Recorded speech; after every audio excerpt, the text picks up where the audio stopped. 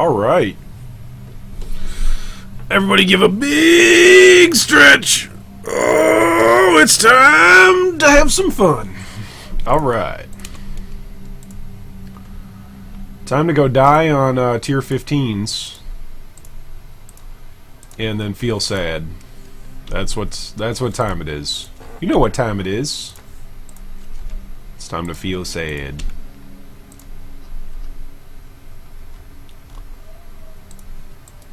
Tier 15s. So we have purchased 22 tier 15 beachhead maps. And we're gonna go get level, what, 96? We purchased them for like, I don't know. I think it was 11x. 11 or 12x for 22. Show me the map. 23 of them. Feeling lucky. So we'll see what we can get to drop today. We'll see if we get anything to drop today. Yikes! I don't think we've had a an Exalt drop while I've been streaming. Then again, that's most likely because I've just been streaming mostly POB help and not actually streaming gameplay. You can't really have an Exalt drop if you're not actually killing monsters, right? Killing monsters is the name of the game. Welcome to everyone in chat. What's up, Kirky? Good to see you this morning. Or this evening. It's such a strange thing to be a part of a global internet community where it's morning for some people and it's evening for others. Some people are in the middle of their workday, some people have wrapped up their workday, some people are getting ready for bed. So it's quite interesting.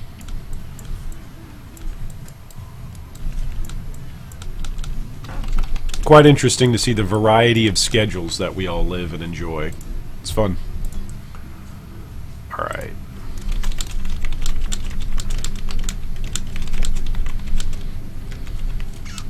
It is not the strongest of the species that survive, but the one most responsive to change.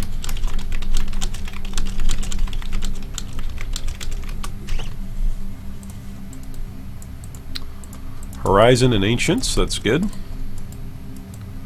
We can keep selling the Ancient Orbs in bulk. Keep making our Exalted back. We'll see exactly how much currency we get back from this. Because this is just a straight up exact purchase. I got 22 of the maps all from the same guy, and then I got 2 more maps from someone else, so 24 total maps is what we're gonna run. I may actually swap to a Cyclone setup at some point, and I may swap to my other standalone account at some point as well to go get the Baron completion, because this is what my Atlas looks like right now. I don't have Baron spawned, and I still need Baron to spawn on this account.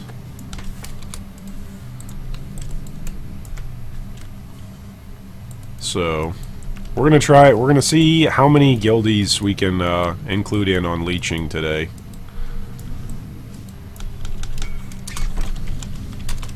And we'll see if that crashes the stream or not.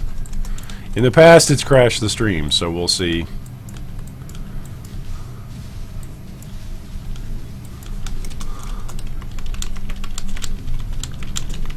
We are rich, sire. Rich.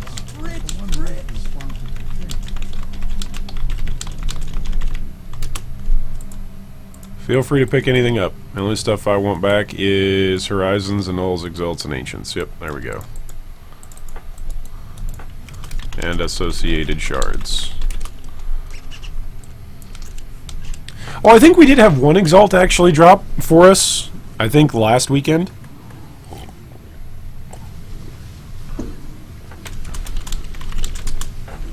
I may swap this build over, just since I'm going to be running, you know, what is this, 24 Beachheads? I may swap it over to Cyclone. We may go with a Cyclone 6 link. I may do that.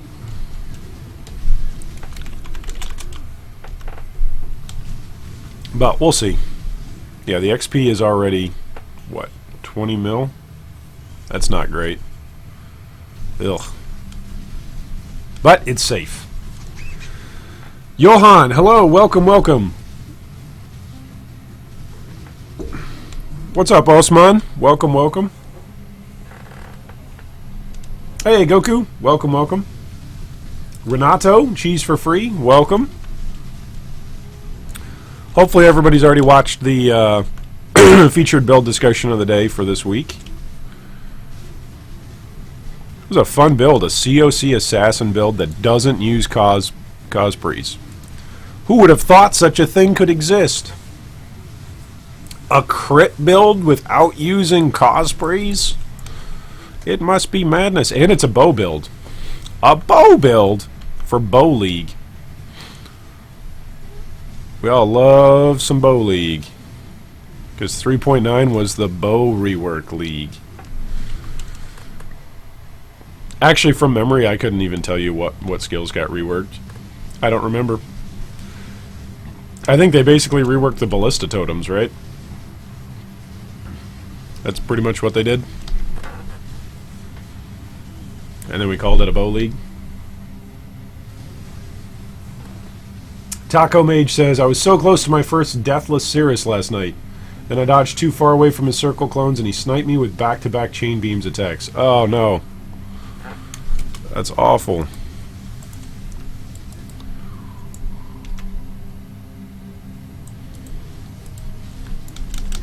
It is not the strongest of the species that survive, but the one most responsive to change. Alright, we got some Exalted Shards here. That's great. Look at all these Horizon Shards. Holy moly. Look at all this good stuff.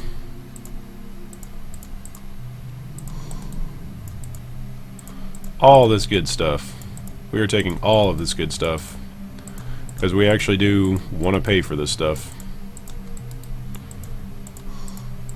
Alright. Away we go. Onwards to the bottom left.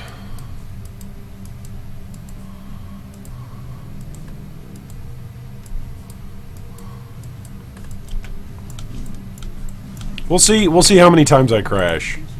Place your bets now with how many times I'm going to crash with running Beachheads with multiple other people. It will happen. It's bound to happen. OBS is going to hate me. My computer is going to hate me.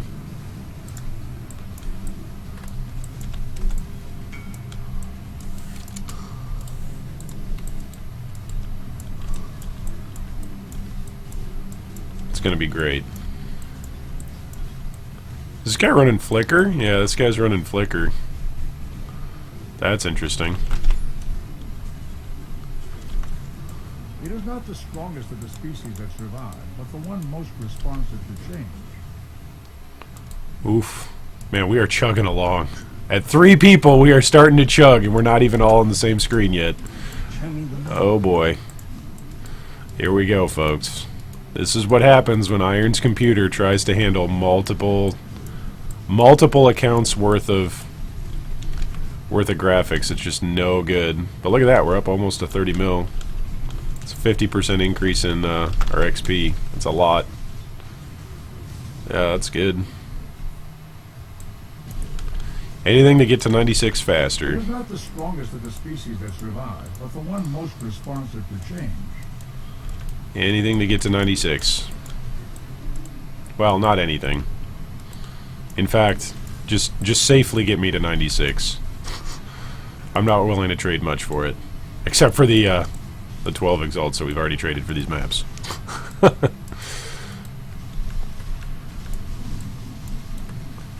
We also could have done Delve, and we could have done that solo, but Delve is pretty scary even for this build. There are just times where you're just gonna die in Delve. Just doesn't matter if you're at an eye 83 zone in Delve. Sometimes some of the mods down there are pretty scary. You gotta really pay attention to what you're doing, and you gotta farm up the sulfite. I don't have that many Nico missions right now. I've got 2 for red maps, so not a great amount of missions. Which means I'd have to farm up sulfite. Ugh. Do sulfite rotas. Do sulfite scarabs. I think there's one more harbinger. No, did I miss him?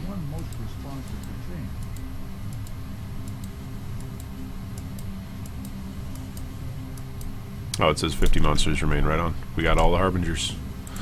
Alright, away we go! PGB Hart says, "Ha, I just watched your build." Alright, the featured build discussion. Woo! That's good news. Featured build. Taco Mage says, "Pure stones are the highest bulk XP in one map. Beachhead is safest in one map." Yeah. Yeah, I like going the safe route. Especially when I'm going to lag out, and especially when I've got other people in party, and especially when I'm streaming. It's just better to go the safe route for me.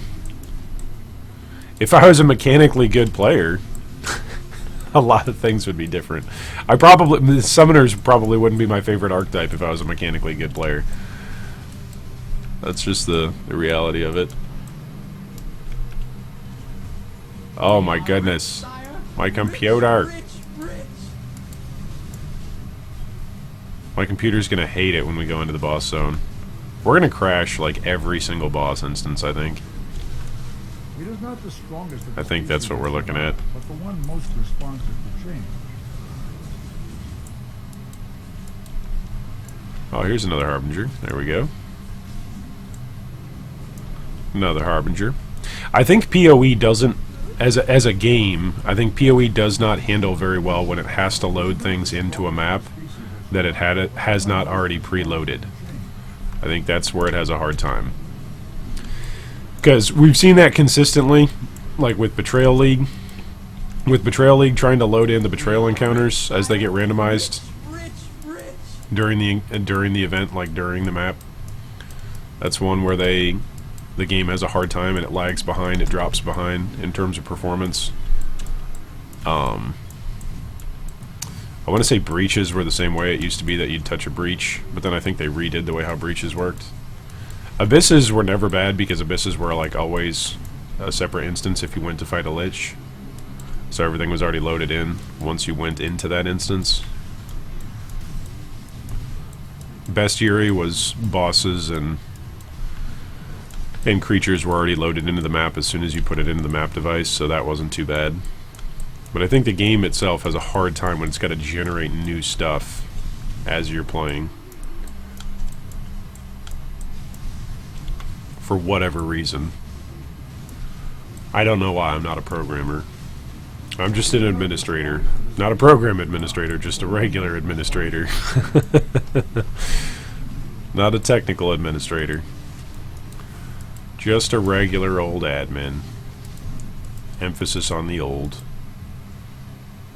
Alright, any more monsters? No? Let's put up a portal, and then in we go. See how many people die in here.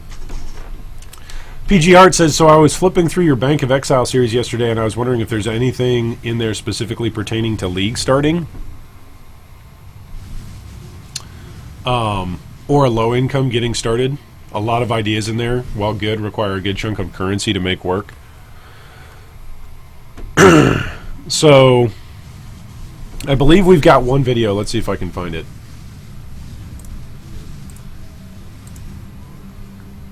Let's see if I can find Good Guy Gaming 3 currency making. Let's see what YouTube tells me.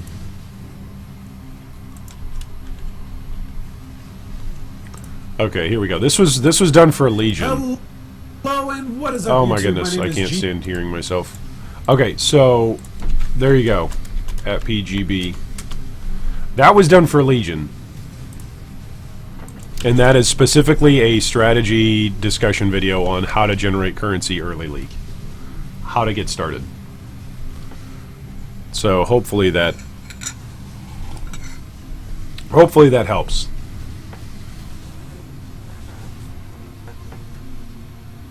Jeff Berg says, "Iron, I am playing and cast while channeling Cyclone Volatile Dead Necro with 50% MOM. It's the tankiest thing I've ever played. Might be viable for the level 100 grind." There you go, man. Go for it. Do it. Yeah, I'm debating swapping this build over to Cyclone cast while channeling for Spirit Offering, but it would require a lot of gear swaps. I don't need the tankiness. I'm at 15k. I can just do these beachheads all day, and I shouldn't die.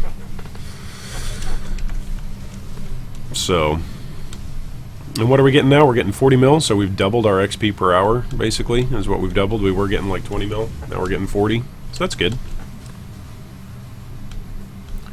If we can get, what, 5% per map, that would be pretty dang good. 4 to 5% per map should give us the level here with the number of maps that we have. It is not the strongest of the species that survive, but the one most responsive to change. There's an exalted shard.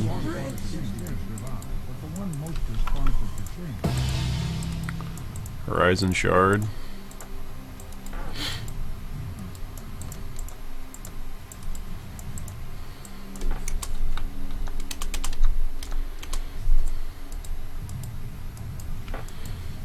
There we go.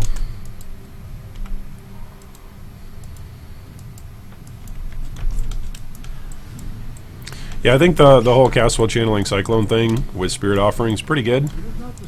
And so that's why I'm kind of debating whether or not I actually want to swap things over, see how those things work. For speed-wise, because it wouldn't be for tankiness, it would be for speed, right? Tankiness, I'm fine on this build. It would literally be just to see, okay, can we do what we're already doing, but do it faster? Which right now, basically, the thing that slows down my speed is... Really, it's just my convocation, my use of convocation. This is basically convoke to each pack. Convoke to each Harbinger. That's pretty much it. We are rich, sire.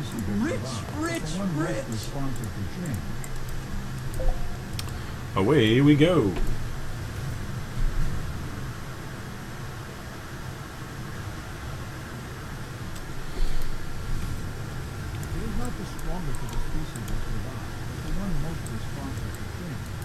The one most responsive to change. Thank you, Leonard Nimoy.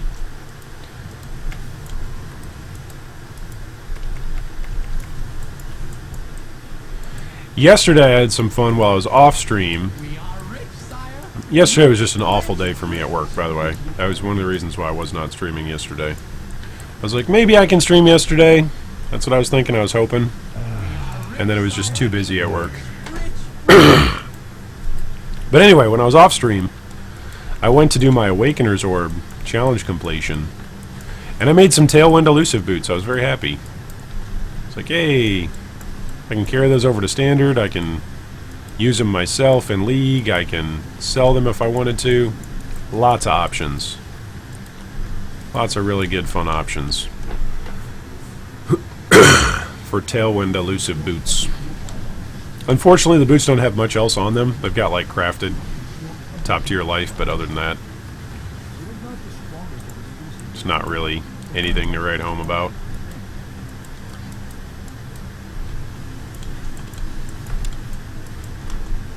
More than 50 monsters? We have 50?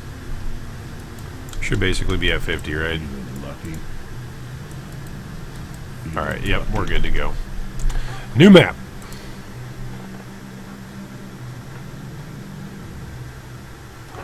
Just a normal Friday morning watching Iron's computer have aneurysms? Yeah. That sounds about right. Are you out of here, my dude? Are you out? Is that what you're trying to tell me? I don't have room for all this stuff.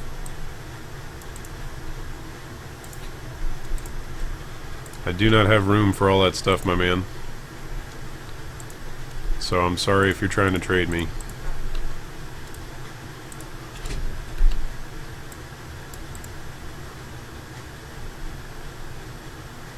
Is this the new one? Did I put in the new one already? Good afternoon, Kyle. Welcome, welcome.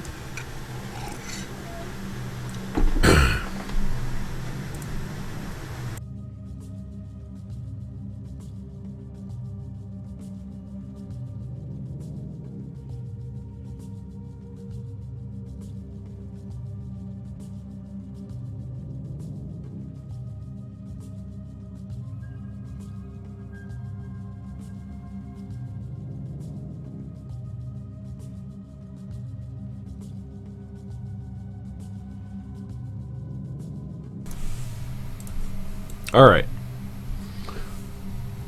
Away we go.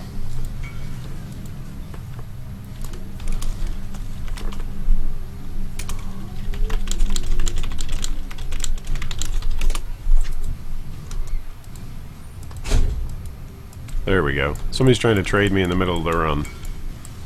Just trade when we're done. Trade when you've picked up all the stuff you're going to pick up. That way you won't have to generate multiple stacks of it, right? And just trade when you're done with the beachheads. That's how we're going to run it. Have we already made an X? Not quite. 7X. 7 exalted shards. So we've already made half of an X back. Well, plus with the ancients, we've probably made 1X back. So it's like 1X per every other map. So about half an X is about the right price, probably. It is not the strongest of the It's about the break-even price. the one most responsive to change. Sounds about right. Feeling I could be wrong. But I think half an X is about the right price. Ancient orbs are done going up at this point in the league, probably. Then again, I said that a month ago and I was wrong.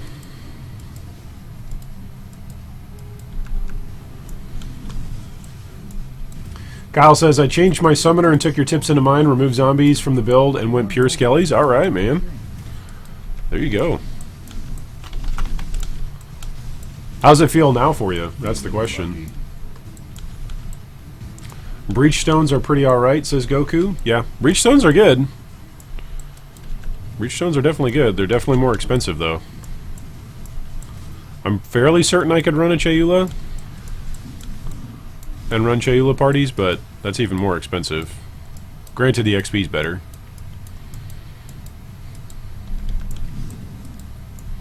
But at a certain point, I'm just going to run out of currency. Maybe we'll do Chayula breakstones for like level 97 to 98 or something. When I get really depressed when I'm seeing like 15 mil X per hour. Just like, no, this is awful. This is the worst XP per hour of all time. Oh my goodness, I'm stuttering so good. I can't dance, but boy, my computer can.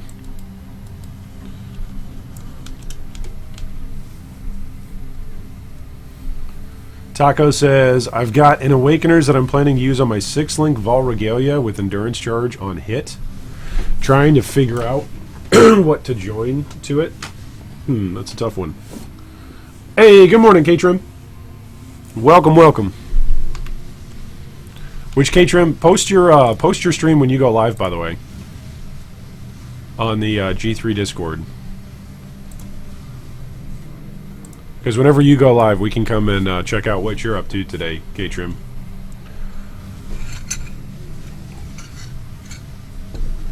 Kyle says, is this tier 15? Yeah, these are tier 15s. So, I level 82 is what we're looking at right now. And we're getting about 44 mil per hour is what we're looking at. So, not great. But when you compare what it was yesterday when I was playing solo, I was getting like 20 mil per hour. So, essentially doubled my XP per hour. Was going to take 5 hours to get to the next level, now it should take about 2. It's a lot better. Goku says, I'm doing the low tier breach stones. Okay, right on. Hey, no worries. If this is your first league and you're already running breach stones, if you've made it to maps and it's your first league, like, you're doing great, man. Like, you should feel good.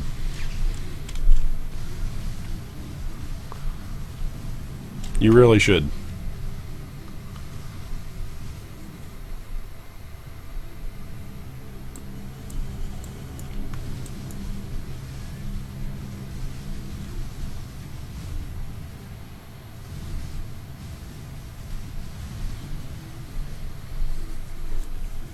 Don't you kill my zombies, you harbinger.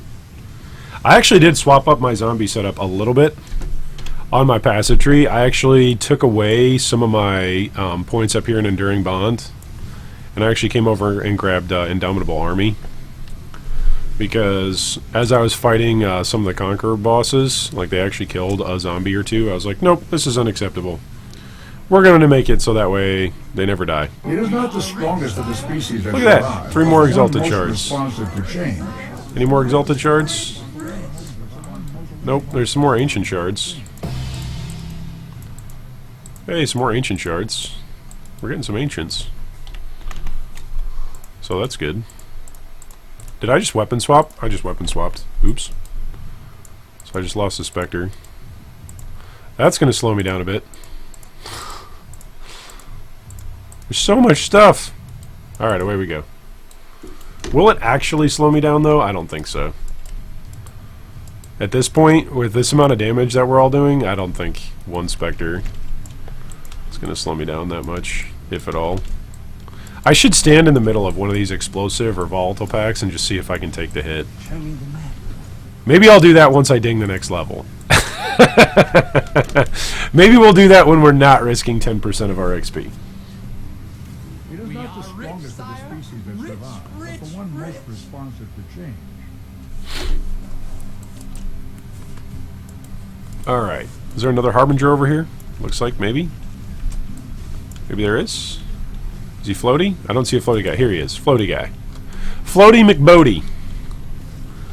You gonna buy my powerful chaotic resonator?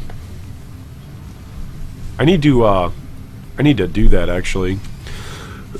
So those of you in chat who are not sure how to make currency, one thing that you can do that's a good way to generate currency is you can go into Delve, and any Azurite that you're not going to spend on increasing your cart stats, right? Whether that's your ability to pick up more Azurite or more Sulfite, or if that's your light radius, or if that's like your flare cache or your dynamite cache. Regardless, if you're not going to use your Azurite, just keep farming Azurite nodes. Like, just go along Delve, pick a level, a depth that's good for your build, and then go farm Azurite nodes. Then what you can do is you can actually go to Nico and just buy resonators. Buy the chaotic resonators. Either like the 2-socket or the 3-socket, I believe, are the ones that he sells. Buy them with Azurite, and then you're essentially turning your Azurite into chaos because you can sell them in bulk. So that's one thing that you can do. If you're looking to make currency, take your unused Azurite and turn it into chaos. Then you just list stuff in bulk for like 2 to 3 C, and if you've got, 10 to 30 of them, like that's nothing to sneeze at. Oh my goodness. We are rich. No, somebody died. I'm so sorry, dude. It is not the strongest of the species that Rip. survive, but the one most F in responsive chat. to change. For the guy who died. Was that Nom Nom? Or was that Monkey? No, it was Monkey. Rest in peace, Monkey, dude. I'm so sorry. You lost 10% of your XP. You'll get it back, like, instantly.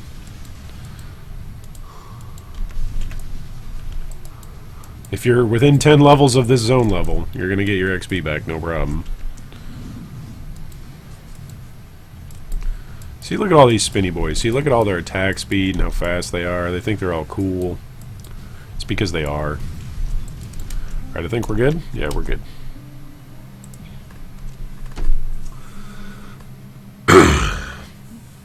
Osamu says, First League, and today I've killed Cirrus. I die a lot, though. Alright. Thanks, my dude. Thanks, my dude. Alright. I need to get up another Spectre real quick. Where's my Carnage Chieftain? There he is. And then I need to get rid of the 6-socket. And away we go. New map going up. Map number 4. So how much have we made so far? Half of an X. That's an X, so that's 2X off of 4 maps. Plus however much everybody else is holding on to, which is probably some annulments, probably some horizons, maybe like half another ancient orb. So I'd say at least so far we're still making profit. Or we're breaking even at the very least. We're on pace to break even. Or make a little bit of profit with our Orbs of Horizon. Which we can then use on maps that we don't want to run. And layouts that we don't like. So that's quite nice. Or on maps that have terrible density.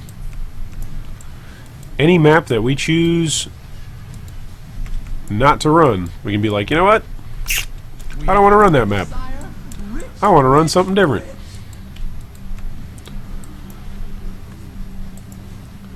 We're still at about 46 mil per hour. It's pretty good. I'll take it. We are rich, sire. Rich, rich, rich. Alright, no harbingers are up here. I feel like no harbingers are ever up in the top right. I feel like top right is pretty much always just a dead zone for harbingers. There's a lot of monsters up there, but no harbingers. And then I feel like you get two. I feel like you usually get one right before the boss room, and then you get one right after the boss room. It is not the strongest of the species that survive, but the one most responsive to change. Let's see.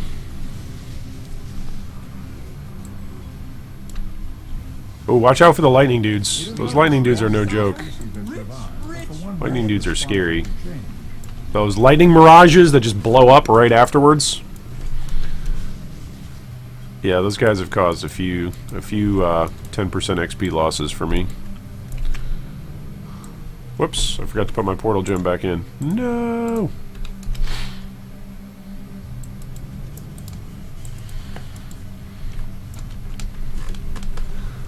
Whirl says, that's pretty good, Osamu. Took me ages to get into high tier maps when I started playing. Yeah, that is good. If you've already gotten your serious kill, and this is your first league, that's really good. Draco says, hey G3, just saw the bow COC. Should work great with a new ring that casts Nova spells on point of contact. Yeah. If you want to. The thing about that COC build that we featured today, though, is that he's using double Circles of Anguish for the Herald of Ash effect. So just realize you're going to lose out on some of the Herald of Ash pop. You're going to lose out on some of that pop if you do indeed choose to swap that out. So just realize that. Be aware of that.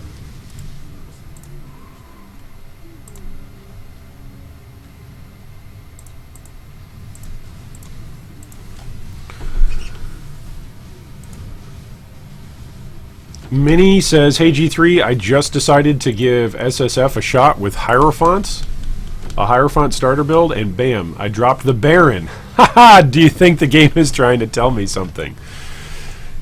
I mean, if you're in SSF and you've got a Baron, I mean, depending on if you want to play, right, a Baron build, like, you could drop a Savior in SSF, and if you don't want to play a Savior build, don't play it. But yeah, if you dropped a Baron and you've already got the equipment for it. The tough part about running a Baron build in SSF is getting these jewels, is getting efficient trainings, which I think I'm running 4 of them right now. Yeah, I'm running 4 efficient trainings, and then I'm running how many of these? 1, 2, that's my Watcher's Eye, 3, 4, and then do I have a 5th one? No, so I'm running 4 bronze right now. So that can be pretty tough to get in SSF. To get the unique jewels that, they're not needed, but if you want to push 2100 strength, I mean, depending on how much strength you want to push in order to make it worth it, right? Of the species that survive, That's the one most responsive to change. Obviously, that's up to personal preference. So, but there's a lot of ways that you can play SSF and stack strength on your gear and craft strength on your gear and still make it quite a good build, quite a consistent build. So, yeah, if the game's telling you, hey, here's a Baron, and you have any interest whatsoever in playing a Baron build, then again, if you just started SSF and you're coming over from Trade League because maybe you already ran a Necro, in that case, stick with your Hierophant, dude. You've already tasted what the Necro can do. So, hey, what's up, Hazard? Welcome, welcome. Blake says, first league here, and I've got to the point of figuring out how to upgrade my Atlas finally. Got stuck a bit on Watchstones and Conquerors not spawning. Yeah, that can be a bit of a challenge. It can be, especially after the first Cirrus fight. Everything changes.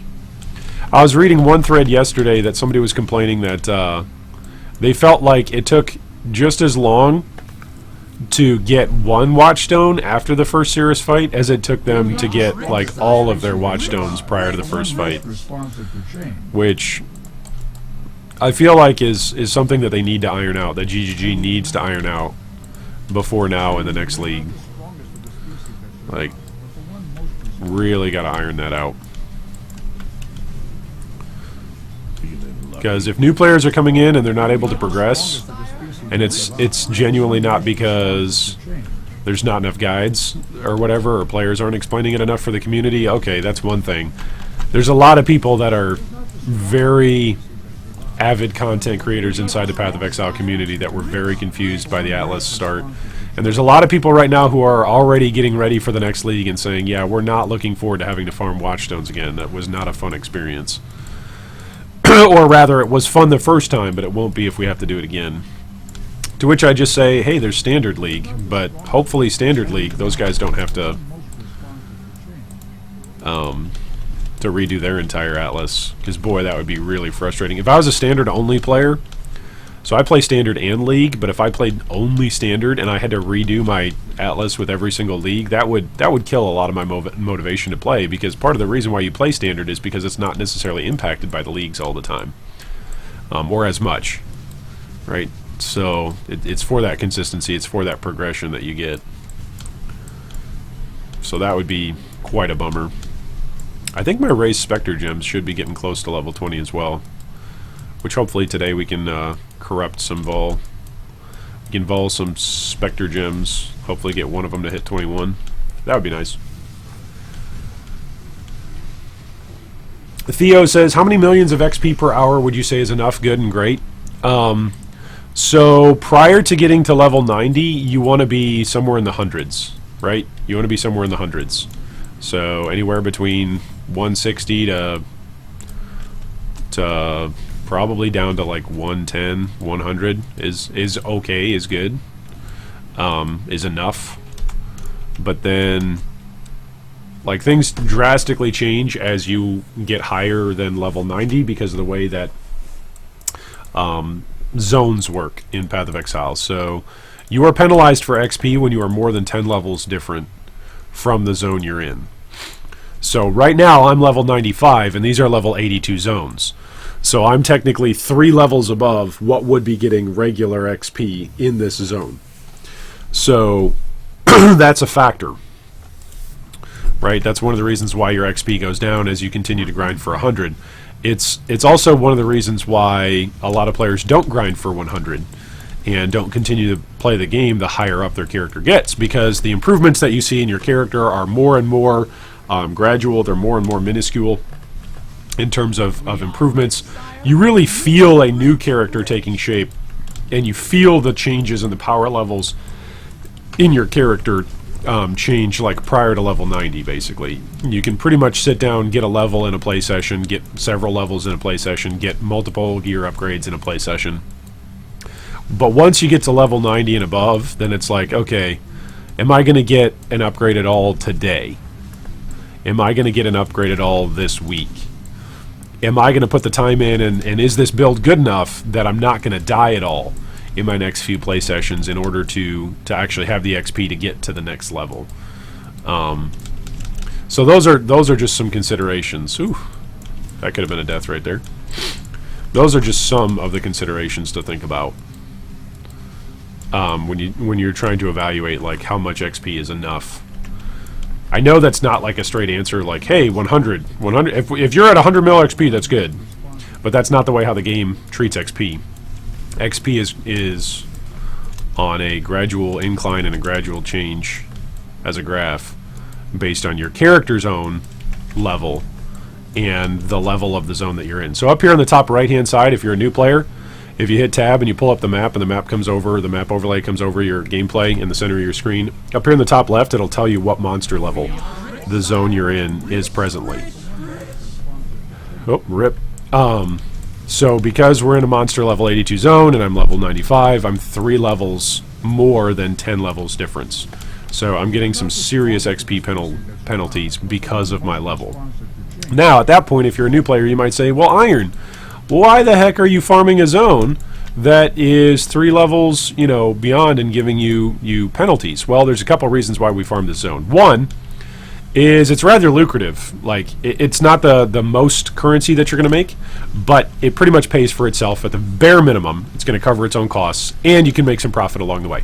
Second reason, this is pretty much the safest zone to be in. Look at me. I have no hands right now. My dude's just standing there in the midst of all this damage.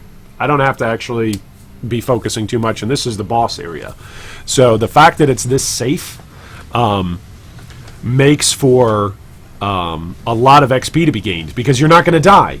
One of the biggest sources of challenge in leveling your character up is actually having, you know, deaths, which you lose 10% XP, which 10% XP at this point in time would be the loss of all of the XP that we've made on stream today, plus some more. So it would be a pretty big morale blow. That would be a pretty big tilting factor if that happened. So those are some of the reasons why we farm this particular zone, is because it's safe and because it pays for itself. There are other zones which maybe are just as safe, but they wouldn't pay for themselves. There are other zones which maybe are less safe, and they would give even better returns, but the risk is just too high. Especially while I'm streaming. If I lag out or have a frame lag or something and then I just blow up, that's pretty tilting. So we don't want to do that.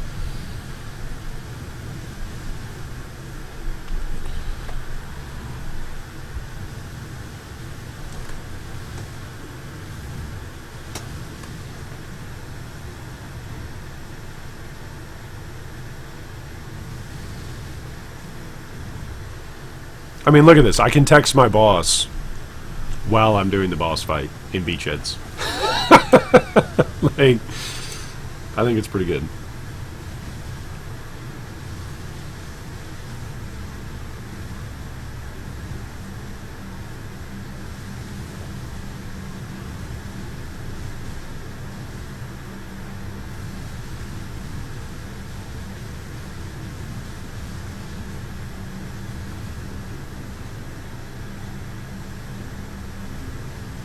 It is We not the are rich, strongest of the sire. species that Rich, survive, rich, but the one most rich. responsive to change.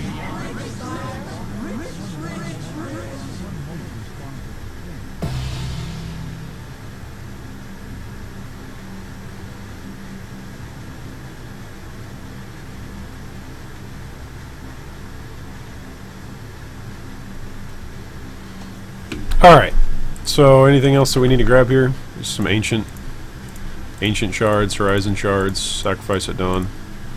I think pretty much everybody in party's doing a good job of picking up stuff that's valuable, so. Alright, away we go. Second half of the map. Let's do this.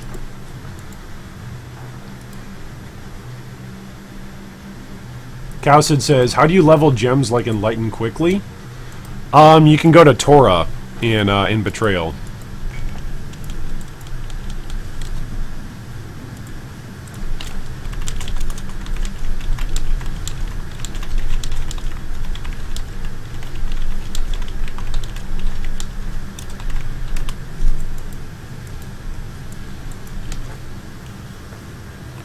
We lost an XP leecher, so we've got room for one more.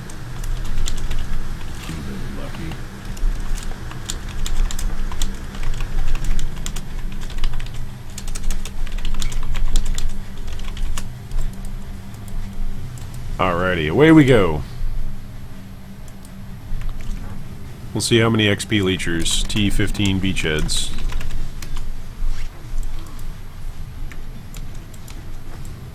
I'm actually surprised that we haven't crashed yet. I'm pleasantly surprised. My little computer's chugging along. My hamsters are in there doing their jobs. They're not taking any union smoke breaks. So that's good news. It's good news for me. We are rich. You all might think it'd be hilarious if I crashed. Look at Iron and his PC! Haha! Oh man. Someday I'll get an upgrade. Not today, but someday. By Grabthar's hammer. Someday I shall get an upgrade. Uh-oh, we need to give our buddy a portal. Portal up. Show me the map! It is not the strongest Oh, look at this. Two blue floaty McBodies right next to each other. That's great.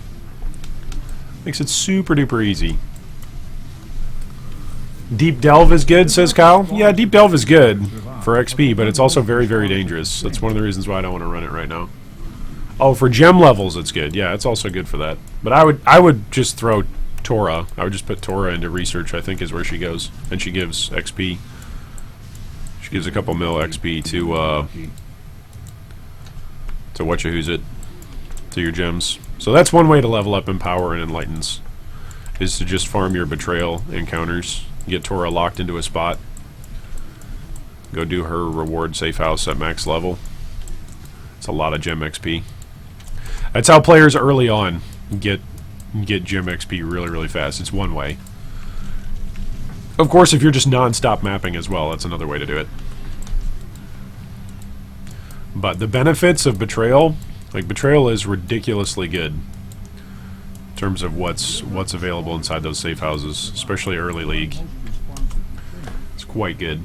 Theo says, "Hail to the Necro." Yeah, there you go. Necromancers unite! Cowsad says, "Imagine from Iron dying from a dot while he's playing with no hands." Yeah, imagine. I can imagine it. I don't want to observe it, but I can imagine it. Alright, so what is this? This is number 6. This will be map number 6. Osamu says, "G3, I'm level 90 now. I want to get to level 93. Is there any safe zone that I can level up?" Yeah. Go to Beachheads. Beachheads, you're still going to get great XP as well at level 90, because it's a level 82 zone at tier 15 Beachheads. So you're still within the 10 levels of the zone. So you're not going to be penalized for your XP, which is good, which just means you're going to get as much XP as you can quickly kill stuff. Yes, that was Timo laughing. That is one of the drop sounds for some of the fragments on my loot filter. Which I did release the loot filter information for Patreon supporters. I think that's actually public now. I think everybody should have it if you want to use the same loot filter I'm using. And I believe there's even a zip file associated with it with all the sounds. So if you want to customize your loot filter, if you want to laugh at the same things I'm laughing at, like Leonard Nimoy, Timo, Graves, Tanya from Red Alert 2. These are just some of the things that make me laugh. Also Johnny Depp from Pirates of the Caribbean. "Show me the map." It's a great line. I use that for all my map drops. It is not the strongest of the species that survive, but the one most responsive to change. That's a Civ 2 council member quote, actually. "We are rich, sire. Rich, rich, rich."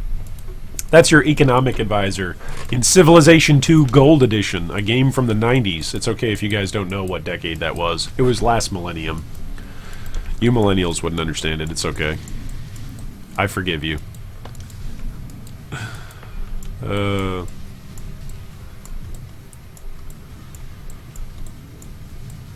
If you play Standard, says Red, you can get a Haku weapon with quality to gems. Only works for Empower and Enlighten and Enhance, though. Oh, interesting. I did not know that. That is good to know. Thanks for sharing that, Red. I didn't realize that. That's a good tip. See, you're learning new things playing PoE all the time. PoE always has something new to teach you. Well, maybe not you. It always has something new to teach me.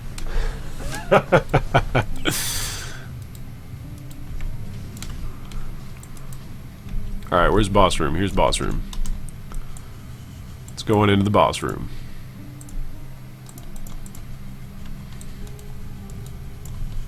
Alright, we're at the boss. Let's kill the boss now. Taco Mage says, even shallowish delve can be decent XP. Tora as research head will give 2 gems, 200 mil benches for gems. Yep, that's pretty good. Theo says, pretty sure Ziri runs can help you level up gems. The temple? You mean the temple? Like where you can double corrupt your gems? Yeah. If you're talking about Alva runs, or if you mean like straight Ziri runs, like sure. If you're leveling early, Ziri, like basic Ziri, is a pretty low level instance for end game. For end game stuff. It's not top tier for end game stuff. Rural says, shake it, baby. I love Red Alert. All right. Glad other people out there know what Red Alert is. Oh, Nightshade just got a Soul's Wick. Nice. Very, very nice.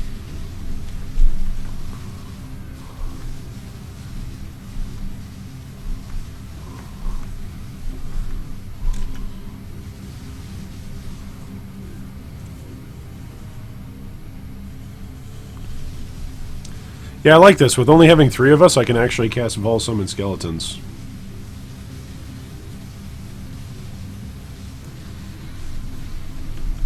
Oh, look at this! Look at this! Some Inspectors are now going to be level 20! So we can go corrupt them. Woohoo!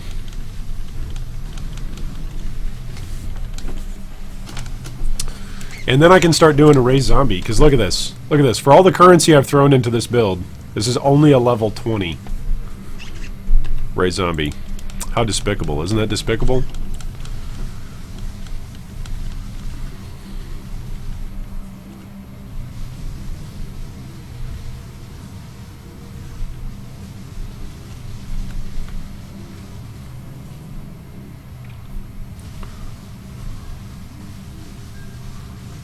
The Schnitzel Dream says, the good thing with Aziri is that all mobs are either yellow or blue, which gives massive XP, provided you are the appropriate level. Yeah. It's good for its level. It's just not... It's not going to, like, push your gems to level 20 unless you're... Unless it's, like, the first run of 20. I don't know. I feel like there's much more efficient ways to do that. Hey, there's Exalted Shards over there. That's good news. That was a good run. Lots of Ancients, lots of Exalted Shards. That was pretty good. Lots more Ancient Shards. Some Horizons. There we go. Look at this. We're making good drops here.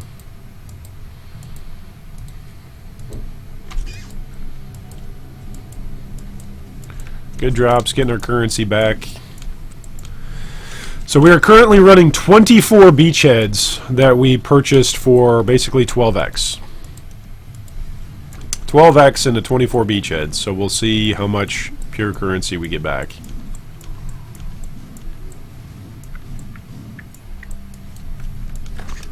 Maybe I just go broke, right? Maybe I just lose all my money. Yikes. I actually did invest a lot of my currency. I diversified a lot of my currency yesterday into smaller denominations of currency off of Exalted, so we will see what happens. How are we looking? We're at 50 mil per hour. Wow, that's good. Stacking up.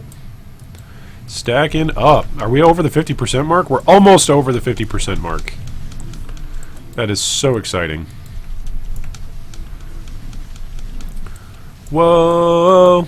We're halfway there. 96. We're halfway there. Press X to doubt.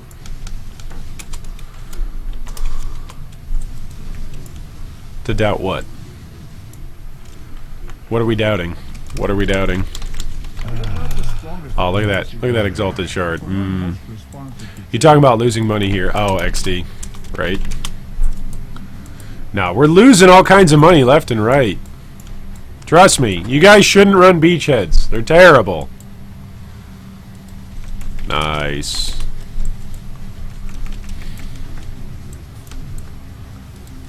See, that's good. It's good to make currency.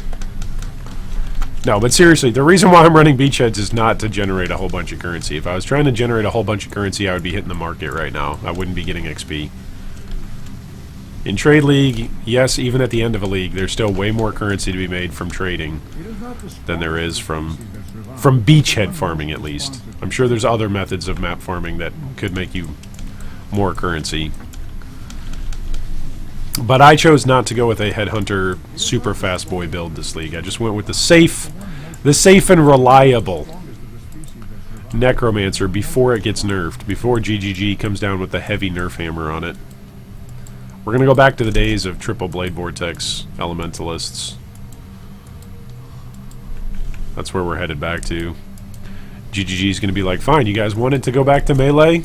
We'll buff Melee, but then people are just going to play Spellcasters that are really, really broken and hit the whole screen.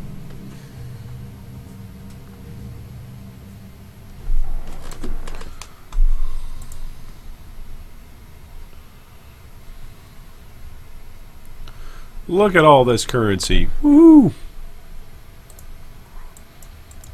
Alright, next map.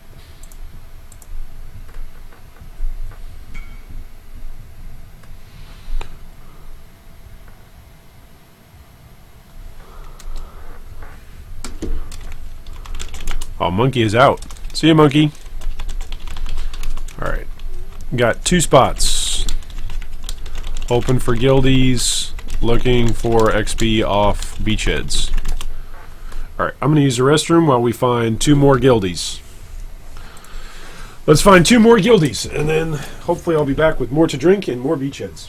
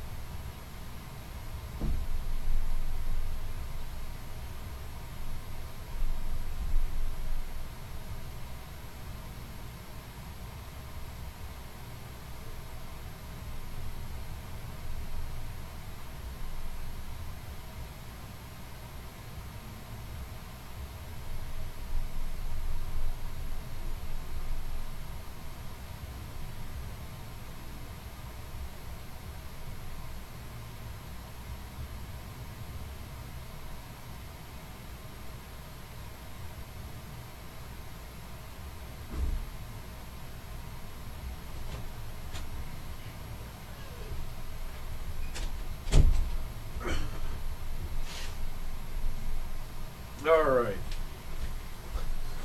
Do we get any more guildies? Any more guildies coming in? Let's see here. Do we get any guildies? Yes or no? Nope. No one else wants. Okay. Alright, it's just you and me then, Shifty. I guess no one else in guild needs the XP. Alright, so let's go deal with these. Should I quality these Spectre gems before I corrupt them?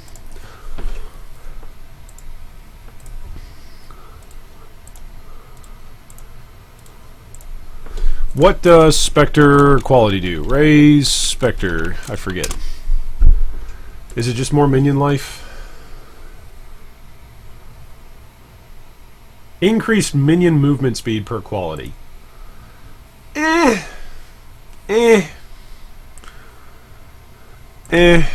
Nice. I'm just gonna vol him. Let's vol him. Say screw it. Let's vol him. Got a 20. Got a 19. Got a 20 with 6%. Got a 20. Got a 19. Got a 19. We bricked all of them! Ah, that feels bad. Of course. Throw them into a 2 chaos tab. There we go. Alright, let me grab some gems quick. That's 2 sets. That's actually the last 2 sets. So I did zombies once, and now that's I already did zombies once, and now that's specters. That's 2 sets of fully leveled 20 gems that just crapped out in a row. 2 in a row. That's so terrible. PPNC, you join our Discord, our G3 Guild Discord, and then send me a PM. Send the guy with the balding forehead. Yes, send me a PM on Discord if you want to join the guild. We reserve spots for Patreon supporters. So there's not always room, but most of the time there's still room. Alright, we're going to do Raise Zombie here. 1, 2, 3, 4, 5, 6. Can I count? Can I put them in the sockets? Can I put them in the gems? Iron Disco. What a name. I love this name. That's brilliant. Brilliant is not spelt with a P. That's perilliant. That's brilliant. The Iron Disco. See what kind of build he's running, right? Alright, let's get our other Spectre out. So we gotta swap this, swap this.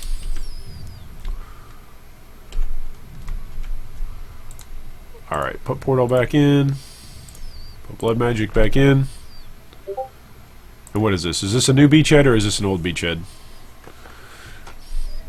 Is this the old one? Nope, this is the new one.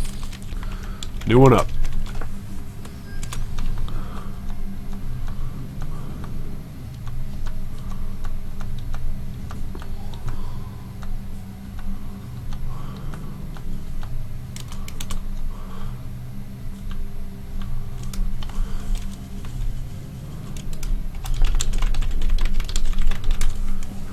New map is up.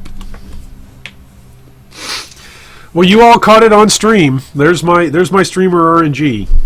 Oh, streamers get all the RNG. Well, not this streamer. I'm a completely ethical streamer. I get 0 bonuses or benefits from streaming whatsoever.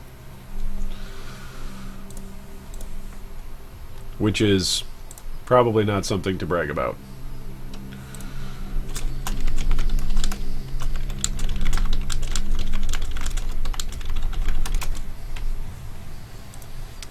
You coming, Disco? Yes.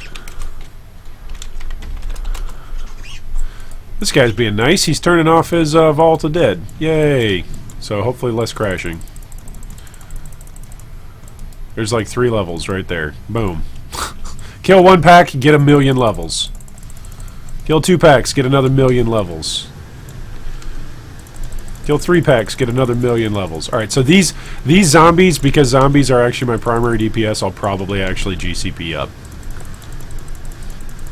Then again, if I'm rich enough, I might just spend 20 GCP per, rather than spending the time to XP them all up again. I really ought to just go out and just straight up buy a level 21 corrupted zombie, but too lazy. I'm too cheap. And the damage is there. The damage is fine. I'm able to kill Awakener level 8, Cyrus, and all that good stuff, so it's not something that's required. Oh my goodness! Why is my PC seizuring? My hamsters were like, dude, we got our smoke break, but ooh, we're just now coming back. We don't have it in us to run quite that hard yet. Yeah, about once an hour I have to go and let my hamsters take their union break. They get real cranky if I don't let them take their union break. Gotta let the hamsters go out for their smokes. You know how ornery hamsters can get. Someone want to buy this? The Parandis map. Ooh. Not really.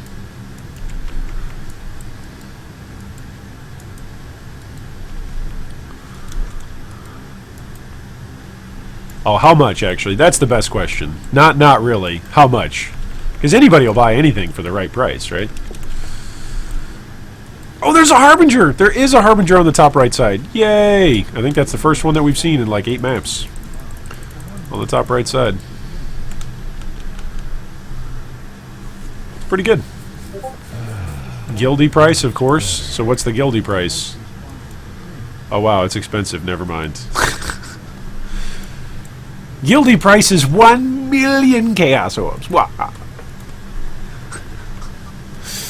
Oh man. Is there one up here? There's also never a Harbinger up here on this ledge. At the boss, there's never a Harbinger. That's another thing that I've noticed. Alright, let's drop our portal, just in case any of us lag out or die. And away we go. 17? 17, 18? What are we at for XP? We're at 51 mil? Not bad. Not bad. Lots of XP left. Chris Wheeler said, I just gave up trying to make a level 21 Raise Zombie, or Raise Spectre, and just replace Minion Life with Empower. Yeah, that's smart. Lauderick, welcome and hello! We're at like 17 beachheads still left. Alright, do we have any guild spots left? That's the next question. We do, apparently. There we go. Welcome! Welcome, welcome, welcome.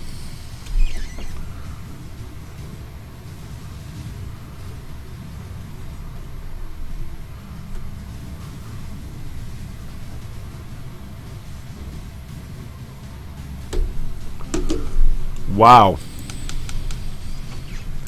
Are you guys getting like 1 frame per second?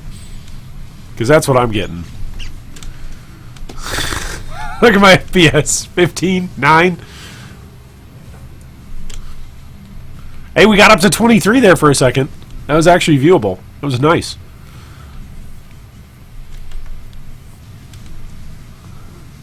Oh, now we're back down to 8, 10. I'm going to pop my Vol Summon Skeletons. We're down to 5, 4, 3. Oh, we're back up to 10. Oh, we're at 7 now. I don't know if we can make it.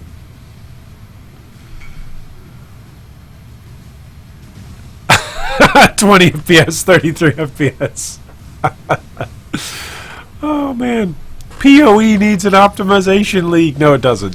It doesn't matter what it is. Like the game in and of itself is never going to be optimized for top tier FPS. It's just, especially for party play, there's just too many graphical effects going on. Just too much stuff going on. It is not the strongest of the species that survive, but the one most responsive to change. All right, we got Rich there. That's great. Look at all these Horizon shards. Look at all this. Look at all this stuff. This stuff is great.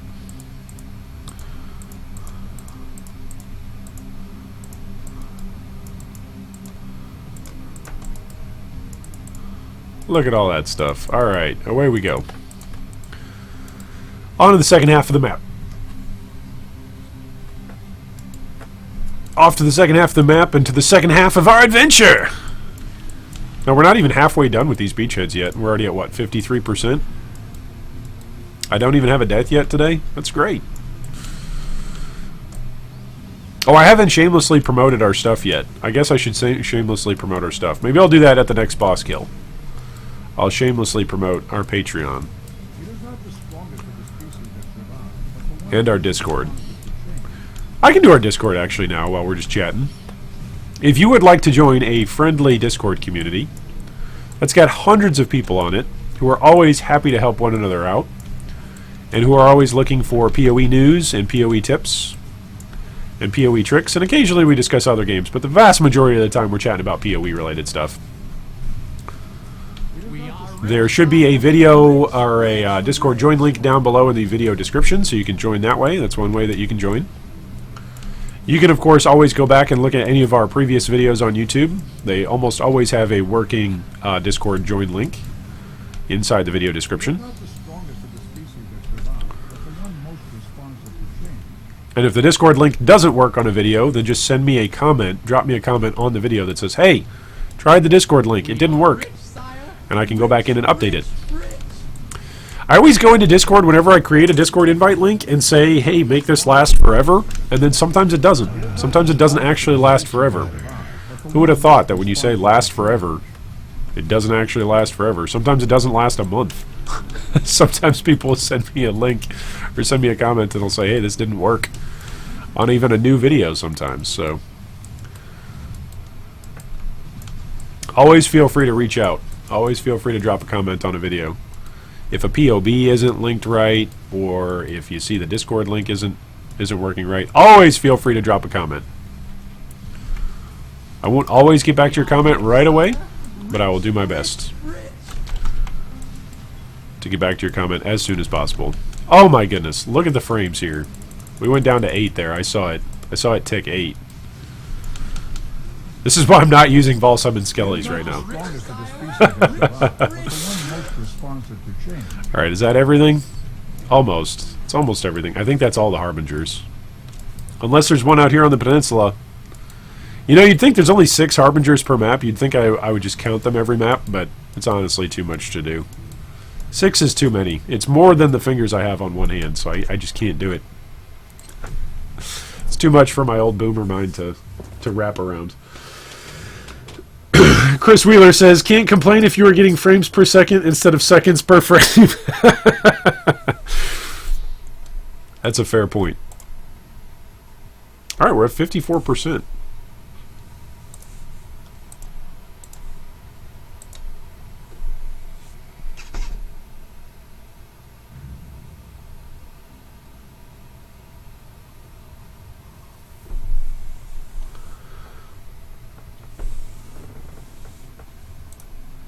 Alright, away we go.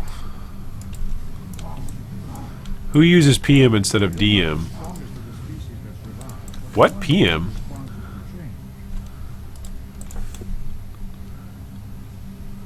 I'm so sorry, Captain Hale. I missed your request. Come on in and join.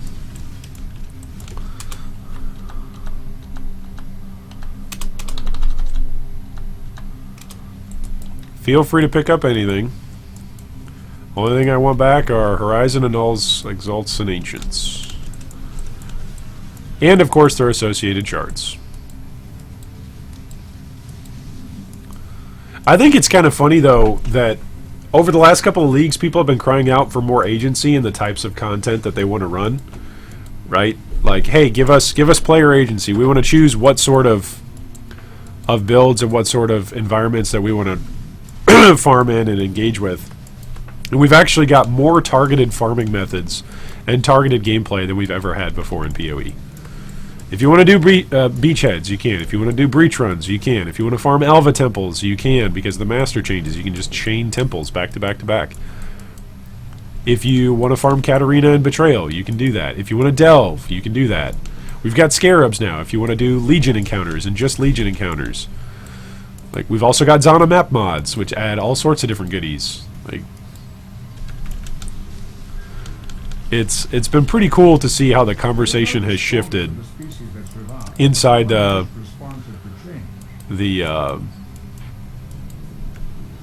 community at large. Not our community here in G3, but the community at large. It's interesting to see how the community at large has shifted the conversation over the last, I don't know, 2-ish years. Is this camera working? Is this working for you guys? There we go. Is that a little bit better? I don't know. Oh, that's too low. Oh my goodness. There we go. I tried to zoom in a little bit for clarity's sake, because it was having trouble with like actually focusing earlier on, so that was kind of a pain.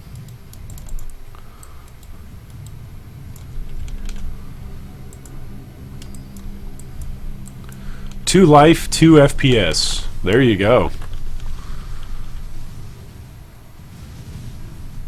How much are we getting now? We got 5 of us in party. Now we're up to 52 million an hour. Yes!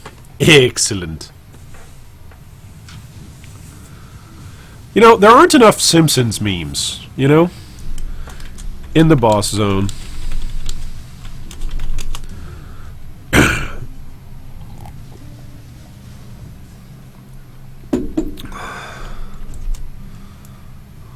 Where is Captain?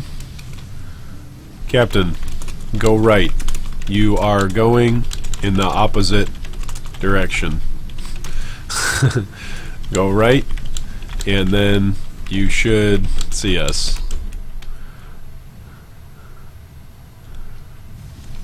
Now take a left. Or, you know, run around and kill stuff over there. That works too.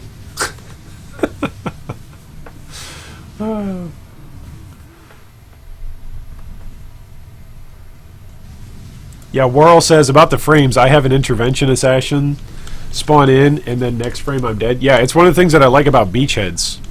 Have you ever noticed that you don't get, like, all of a sudden, like, master missions interacting with Beachheads? It's really nice. It's one of the reasons why Beachheads are so safe. Whereas, like, if you choose to farm a tier 16 map, you could very, very easily end up dead. Just from a betrayal encounter. Like, from having an intervention encounter where one of the bosses has got, I don't know, like 6 weapons on them or something, or 6 items equipped, and you weren't paying attention to your intervention board, and so they blow you up. Like, I get it, right? I get it. The critique at that point is, well, you weren't paying attention to your intervention board. But sometimes when masters can just randomly show up, it can be quite deadly. Like Act 9, I always know that I'm in Act 9, because like I'll get through Blood Aqueducts, and then go out to the next couple of missions, and then all of a sudden it's just like, you died. It's like, oh, why did I die? Oh, because instantly one of the betrayal encounters happened on top of me. You know? Your FPS drops, you can't see anything, you know an intervention is coming, and then you're dead. We were actually chatting about that earlier in the stream, just saying, you know, PoE really isn't optimized for loading in assets once the map is already loaded, right? A lot of the time, the game preloads stuff as you click, like, drop the map. And so, if you're already in a map and the game has to load more stuff, the game sometimes has a hard time loading that data. Computers sometimes have a hard time loading that data, and so that's why you'll get the hiccup. Or the screen freeze. Whoa, hey now. That actually did damage. Hey, you guys are actually doing damage to me. Go away. This is supposed to be safe! Don't you guys realize this is supposed to be safe XP? We are rich. It's not very safe when I have 6 FPS. But the one most responsive to change. It's just not safe at all.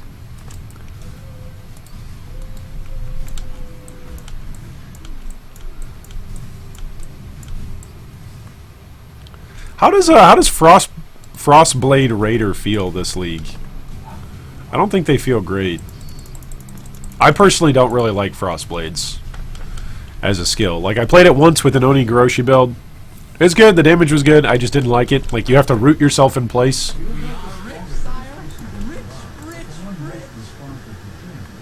Did I crash? Did we crash? Oh, we didn't crash. Wow, that one was close.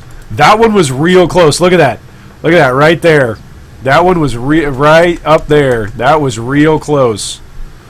Dropping to 0 frames. The computer's like, nah, I don't want to load the rest of this game. You should go play a different game. You should go play chess. Go play solitaire. Go play Microsoft Solitaire. Look at these FPS. It's got to be the Volatile Dead. Yeah, it's the Desecrate. My computer hates the Desecrate. My computer, when I play Poet's Pen, by the way, Volatile Dead, man, my computer does not like me. Some of you have seen me stream that build. My computer does not like me.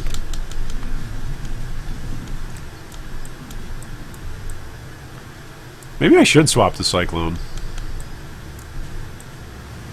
I don't know, though. I like not doing anything. I like shield charging and then not doing anything.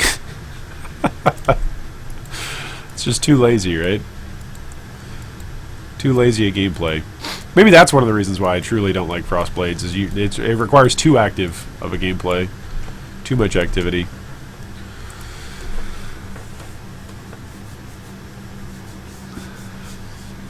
Tora with extra chaos damage is so scary. Yeah. Yikes. It's one of the nice things, honestly, about being CI. Like you're just absolutely immune to a whole bunch of damage that the game would otherwise throw at you.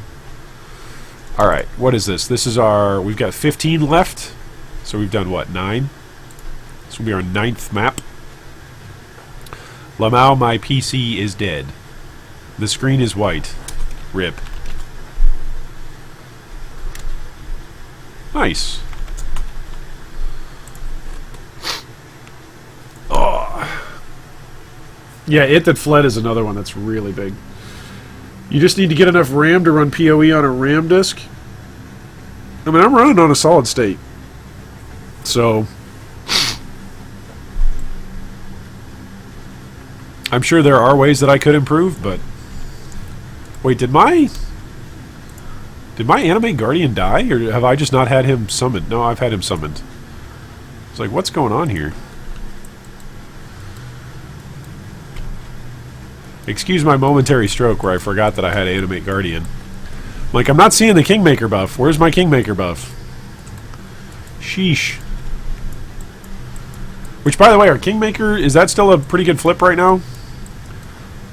Heartbreaker, the Royal Dagger, is like 3 to 4C. And then Soul Takers, the Axe, are like 1x. And then you can sell it for like 1.3 or 1.4. It's like a quarter of an X per flip. It's pretty nice. Pretty good flip. For a couple of trades.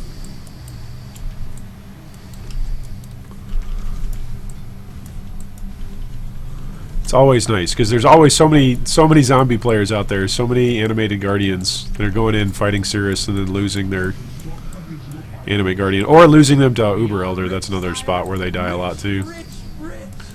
Turned off Desecrate should help. TY, yeah, Desecrate was a big deal.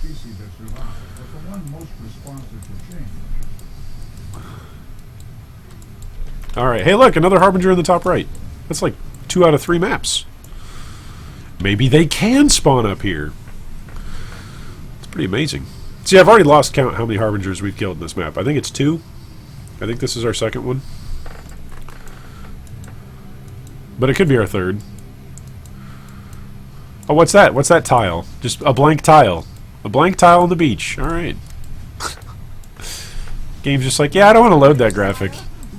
My hamster's like, nah, we're going to take a break on that one. Those pixels don't deserve to be moved.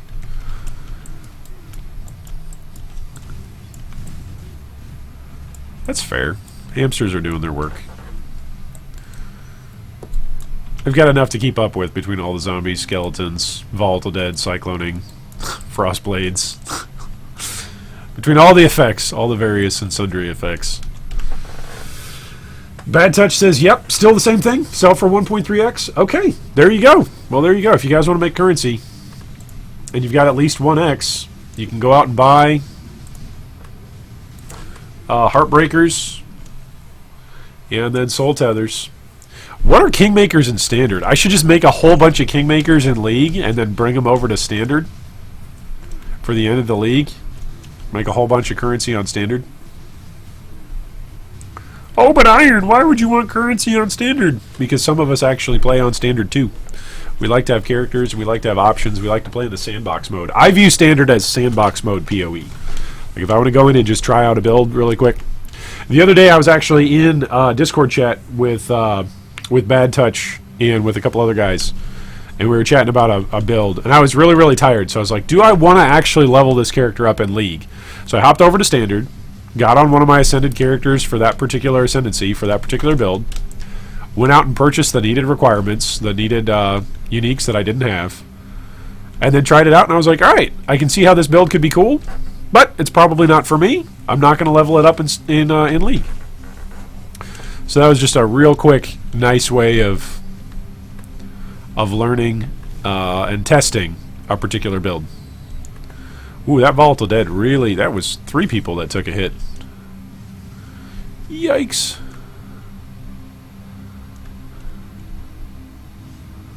Who is this guy? Oh, DUDQ, welcome, welcome. Welcome, welcome, my man.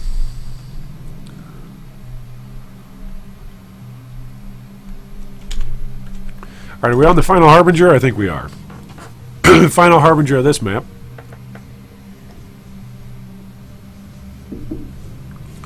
I was supposed to look something up, wasn't I? I thought I was going to look something up.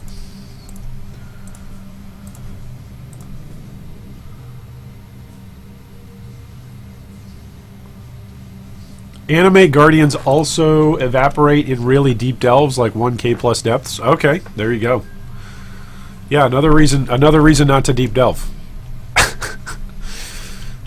I mean, unless you just want to keep spending currency on Kingmakers, which I'm fine, because I keep flipping them, so I'm fine with that.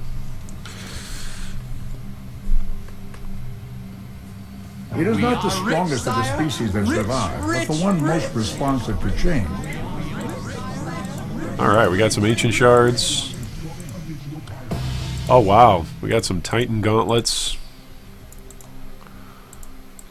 Alright.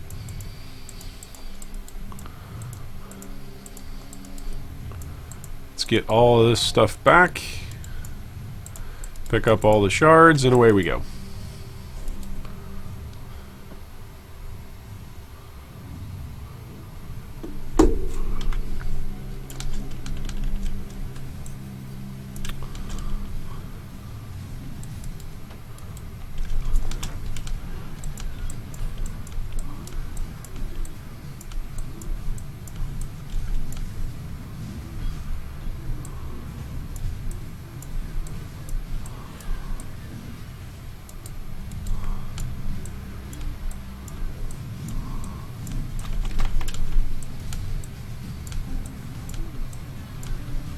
Oh, we dropped one.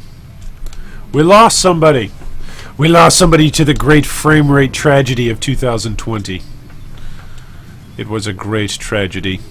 We were actually full party there for a second. We were up to what, plus 50 mil? So we'll probably drop back down to like 51. But this is pretty good XP, I gotta say. For being as safe as this is, I'm okay with the XP. How hard is Uber Elder in 3.9 compared to 3.8? He's harder. I actually shouldn't be the one to talk too much trash about Uber Elder. The bigger they are, the harder I went in and died to him like right away. Absolutely ruined that zone that I tried fighting him on. Oh my gosh, all the projectiles from the Moltons. Turned off all master volume. Okay, there you go. Yeah, sometimes that helps. Sometimes that helps with performance. Whoa! Our Molten Strike buddy is really, really... You can tell when he's attacking. Or rather, you can't tell when he's attacking, and that's what's telling me that he's attacking. Look at all these guys getting millions of XP per hour. Sheesh.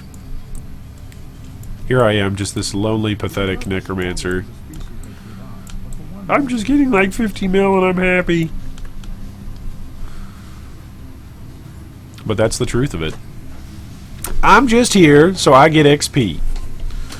I'm just here so I don't get fined. You guys know that meme? You guys know American football memes? survive, but the one most responsive to change. It's okay if you don't. I think that's probably the only one that I know. Apparently a football player during one particular interview, all he said was, "I'm just here so I don't get fined," and that was all he said to any question anyone responded. I'm just here so I don't get fined. It's a good quote.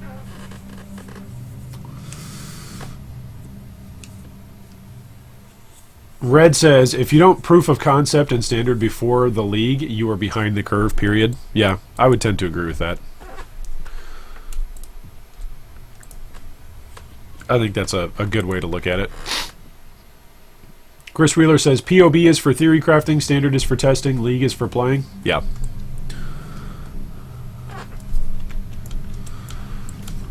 Yeah, that sounds like the right setup. Or at least one setup that's possible. Look at this, we got an Ice Shot player in here. Nice. We got Ice Shot, we got Molten Strike. What else we got? We got Frost Blades in here. We got all kinds of build diversity. Look at this. We're just a big old diverse group of people. We had Caswell Channeling, Volatile Dead. This is great. We are rich, sire. Big old diverse group of people. Rich, rich. Diverse group of builds. Diverse group of playstyles.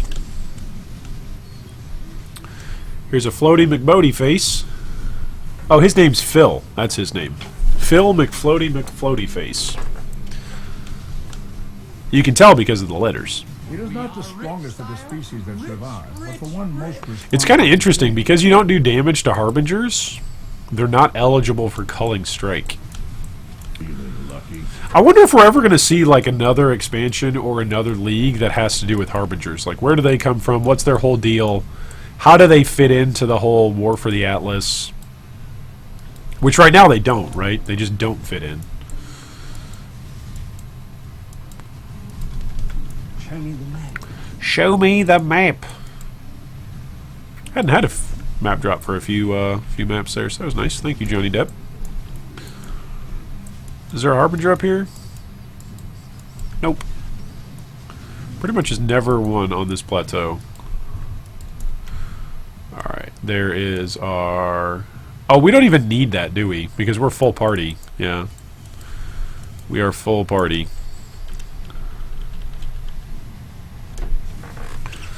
Alright, let's see what you guys are saying. Red says the main +1 maces for Necros were invented in Standard a year before Blight came out as an Ice Golem two-hander. Yep. That was you that was working on those, Red. Wasn't it? If I remember correctly.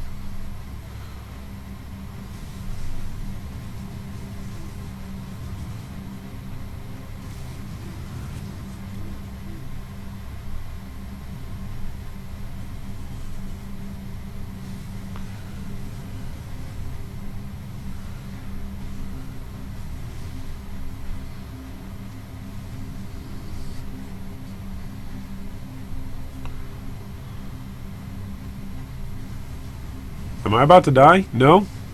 I'm not paying attention for a second. Does it matter? No.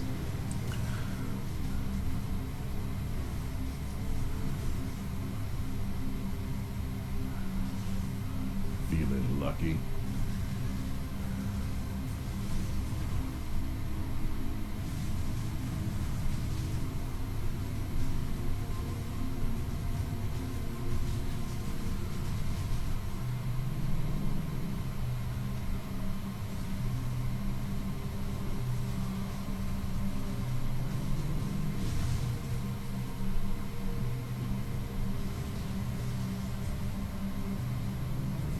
Oh, here comes the boss. What's our FPS going to go down to this time? Right now we're sitting at like 20. Oh, there we go. 10, 8, 5, 6, 7. Everybody's like, oh, it's the boss. We got to get him. Oh, kill him quick. Oh, get him. We can't see anything but get him.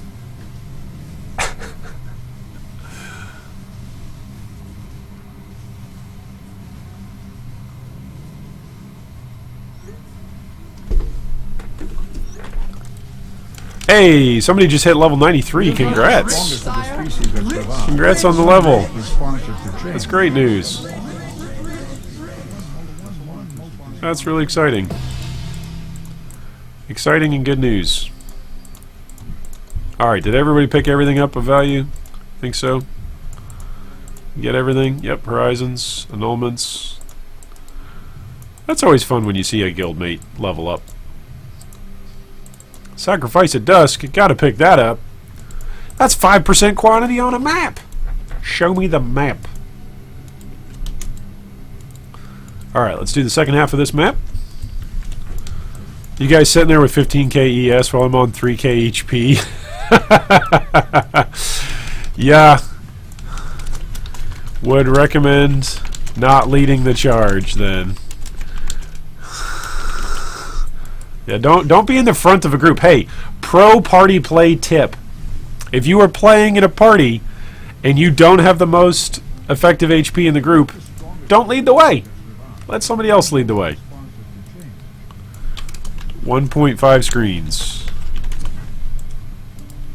is how far you can be away and still be getting XP. I think at 2 screens away, I think you lose out on XP entirely.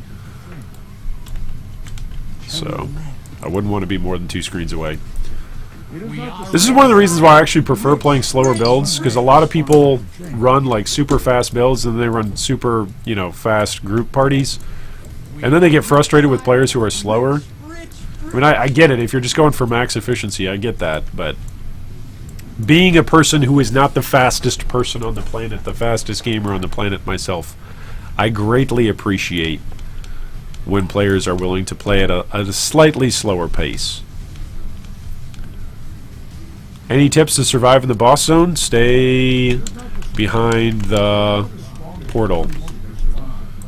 If you stay behind the portal, like, they very rarely will target you back there. Volatile Dead won't. Like, it's very, very safe spot.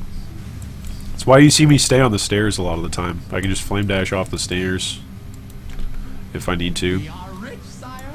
Rich, rich. You can pretty much see if the Volatile Dead's gonna do anything to you, but generally speaking, the mobs won't come back up the stairs. But mobs that do AoE damage will hit you while you're on the stairs, so it's better if you just want to just AFK. It's better for you just to stay behind the giant entry portal. Hey, look, a Harbinger on top of the peninsula. Nice. On top of the plateau. Rich, sire. Rich, rich, rich. What levels are these now? These are up to level 16 already? Jeez. It is not the Good strongest XP. of the species that survive, but the one most responsive to change. Alright, any more monsters? Any more? There's a few. Is that a Harbinger up there? There is a Harbinger up here. Alright, let's summon Volsalis. Let's see what it does. 6, 7, 8. Yeah, we're fine. FPS is fine. We are completely and totally fine. It is not the strongest of the No species lag that whatsoever. survive, Look at that. but That was the great. most responsive to change. Alright, let's get out of here. Next map. Next map.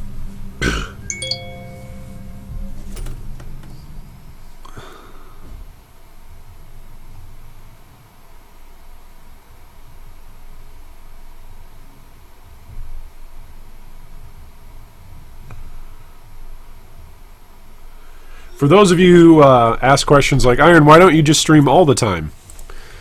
Because sometimes that dinging noise is like a phone ringing all day. And so if the phone is ringing all day, there's just no way. Just no way. No way I can play games and pay attention to questions and comments in chat and pay attention to clients who want to call. There's just no way that I can do it. Maybe if I had more mouths and more ears, but unfortunately we haven't developed that that technology yet, where I can get a second bald head transplant. That would be kind of freaky, though, having 2 heads. Maybe it wouldn't, though. One head would be talking on the phone with clients, one head would be interacting with the stream. We are rich, sire.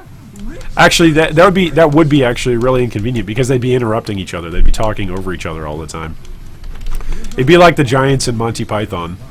The 3-headed giant constantly interrupting each other. It is not the strongest of the species that survive, but the one most responsive to change. Alright. Is there a plateau? There's a plateau. Let's go see. Is there a harbinger? There's a bunch of unprocessed rectangles. I like that. Hamsters are just saying no to loading that stuff in. Red says Shaper went from 18 mil, and Uber was 18 plus 18, was buffed to 68 mil and then 75 mil. So Uber Elder is 44 plus 44. Ouch. That's a big difference. So technically Uber Elder became easier in percentages, from 100% increased for Shaper to Uber Elder to 15% increased. Yeah, in percentages it got easier, but in in total amounts it got a lot harder. Total amount of damage you got to do is a lot more.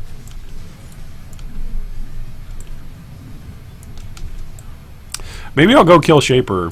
I can go run some bosses on this build when I hit 96. We'll see. We're at 54 mil per hour. Not bad.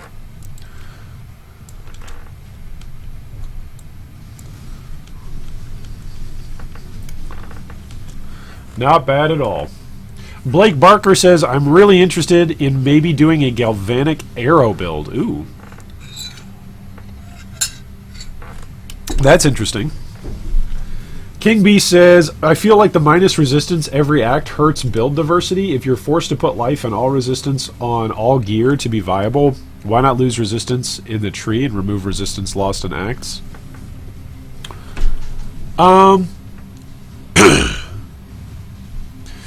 Yeah, that's an interesting point. I'll come back to it here in a second. Ken P says, with 5 players, is there 5 times the loot, or is loot simply split between all 5 of you? So Ken, up here in the top left-hand side of this party tree, you can see it says there are 6 players in this area, which increases monster life. You have 250% normal monster life, 300% magic monster life, 400% rare monster life, and 500% unique monster life. So on this, because there are 6 players in the area, we also get 250% of currency items, 112% other items, and then 65% increased item rarity. So we're getting a whole bunch of additional drops because of this. Now, because I put up all the currency for these runs, everybody eventually is going to trade me back all of the stuff that they're picking up that are of specific values. So I'm requesting that players give me back Ancient Shards, Annulment Shards, Exalted Shards, and Horizon Orb Shards. So those 4 currency types are coming back to me since I'm the one funding the entire run. But anything else that drops, like Pure Chaos Orbs, or Pure Vol Orbs, or Fusing Orbs, anything else that's on somebody else's loot filter, they are more than welcome to take, right? So it's a way to play as a party where we're all getting more XP, we're all getting more currency drops, and for players who didn't have to put up the currency in order to run the instance itself, their cost in order to acquire their XP is significantly lower. Because this cost us, I think, 22x is what we put in. No, 12x. 12x for 24 is what we did. I almost had it backwards. I was like, yeah, we paid 24x for 12 maps. No, we got 24 maps for 12x. So that's our investment. Doing a trade? Okay, see you, buddy. We will invite you when you're done with your trade. Away we go. So yes, there is quite a bit of benefit to running with a full party. There's a lot of benefit if your build can handle it, and if your computer can handle it, because the amount of lag that I'm experiencing right now is way more than what we were experiencing when we started the day. So that's definitely a thing. PG Hart says, "Hey Iron, hey PG, what's up? How much raw ES do you have on your equipment? My Necro has 8k ES in total, and I'm wondering how much that comes from all your strength scaling versus raw ES on your gear. I have nearly no raw ES on my gear. I've next to none. The best piece of ES gear that I've got is this shield, which is giving me 251 flat ES off of my shield. Other than that, everything is coming off of strength stacking. So if your Necro's got 8k ES, that actually might be pretty good if you're just going for ES as an ES build. That actually might be pretty good. The best ES chest plate that I've ever purchased that's just pure ES, that's not Joffrey's or strength stacking or other stat stacking shenanigans. I actually still have it. It's in standard. It is a chess piece. I was actually just showing it to Bad Touch last night. It is a chess piece that is 829, I think, total energy shield on the chest piece, and it's a 6-link. So 800 flat ES is quite a bit when you've got an ES scaling build. So I use that chest piece like when I'm testing out occultist builds, when I'm testing out guardian builds. It's not, I don't use it necessarily because I test it out to go like, hey, this is what I'm going to have in League, to simulate what I'm going to have in League, because chances are I'm never going to have another chest piece like that. But it's really, really good. And so I test it out in standard. That's like my go-to chest piece for testing out ES builds, to see, okay, like what's the top end this thing could potentially hit. Congrats. Alright, 10 monsters remain. Let's get out of here. Sebastian says, does the extra life to uniques make the harbingers spawn for longer? That's actually a good question. I don't know. I don't know if there's like an additional harbinger that comes out at the boss. That's an interesting question. Timothy says, I rolled a nice strength stacking belt yesterday. Nice. This is presently my belt. It's got top tier strength on the implicit. It's got top tier strength for the percentage increased attributes, and then it's only got tier 3 strength on the belt itself. So that's 2 things that I could do to upgrade that belt. Would be to get like tier 1 increased energy shield on the belt, and then get tier 1 strength. That would be a lot. That would be a significant boost to my energy shield, and probably a decent boost to my overall strength. The problem is, to get that incremental increase is going to be like several exalts.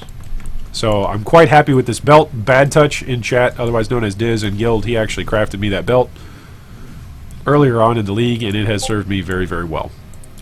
So maybe if I want to continue to spend currency on this build, I'll do it. But at this point, there's literally no reason for me to craft or to spend more currency on this build, because it can survive for beachheads, and that's what I want to run for XP right now. Man, am I at... Yeah, we're just constantly at single digits. If a Mirror of Calandra drops, somebody else is definitely going to be able to pick it up. It won't be me. Oh, we already did up here. Okay, sounds good. It is not the strongest of the species that survive, but the one most responsive to change. We are rich. Oh, look at that. Pure Chaos. See, I'm not going to be able to pick that up. I'm going to be too slow. My hamsters are just going to be too slow.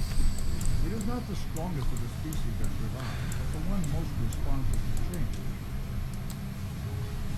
change. We still have not had a Pure X drop, by the way.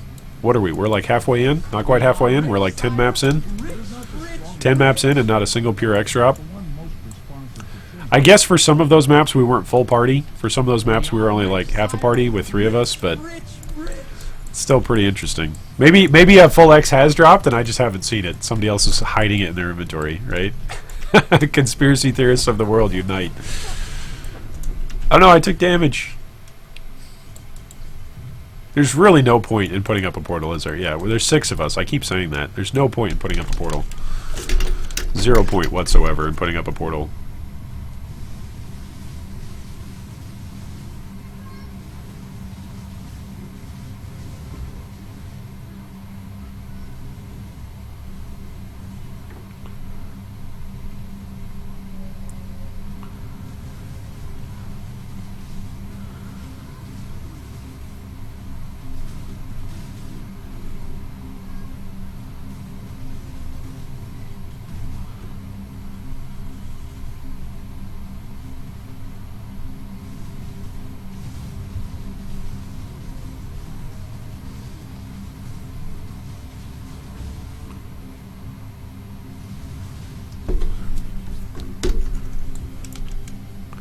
Easy currency, easy XP.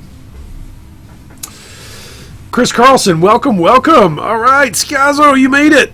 You made it just in time. We're about to transition here over the next probably 20 to 30 minutes or so into doing some POBs. So I'm glad you made it. PGB Heart says, I have 1800 strength, but only 8000 ES. Okay. You have 8,000 ES. So where are you getting your... how much percentage increased energy shield do you have on your tree, PG Heart? When you open up Path of Building, and on the left-hand side where it says energy shield, underneath that it should also say percentage increased from tree. So look for percentage increased of ES from tree and tell me what that percentage is, right? Because let's say, for instance, your percentage, you know, on your tree is only 10%. Well, then if you have 100 flat ES that you should be getting, your tree is only going to boost that to 110 flat ES, right? But if you've got 100% increased ES and you've got 100 flat ES, then now you're going to go up to 200 flat ES as your total health pool. So my guess would be that your percentage increase is actually kind of low for you to be at only 8,000. That would be my guess. It is not the strongest of the species that survive, but the one most responsive. Other things to consider as well, just FYI, is a Watcher's Eye. So my Watcher's Eye is worth about 3k energy shield for my build, pure 3k. So right now I am getting off of my Watcher's Eye, I get 18% of my mana as extra energy shield. And that flat energy shield gets calculated before all of your percentage increases from the tree. So right now, take a look here. Here's my clarity. This is me without clarity. Whoops, is that discipline? Crap. That was discipline. Alright, so discipline is worth like 2k, but look at clarity. Why does it keep swapping over? Do this one. There we go. Is it grabbing both? That's got to be a visual bug. Do you guys see that? I'm unequipping clarity, and nothing is happening to my ES. That's a spooky bug. Anyway, I'll show you when we get out of this bugged map. I go from about 12,000 ES to about 15,000 ES, to my present 15,000 ES, just by using clarity because of this Watcher's Eye. This Watcher's Eye gives me 18% of maximum mana as extra maximum energy shield while affected by clarity. And that's like a 30... When I bought it, it was 31x earlier on in the league, but that's in standard, it'll be probably like 40 to 45x as a Watcher's Eye, just that single mod alone. So that right there is the single most expensive part of the entire build, is that Watcher's Eye. But it gives me nearly 25% of my total energy shield is due to that particular Watcher's Eye. So it's quite strong.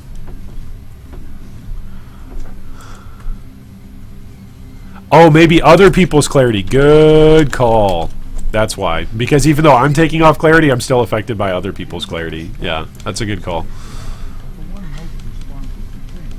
That is a very good call. It is not the strongest of the species that survive. Is that but the 3? most responsive Was that to actually an change. even map where it was like 3 harbingers on each side?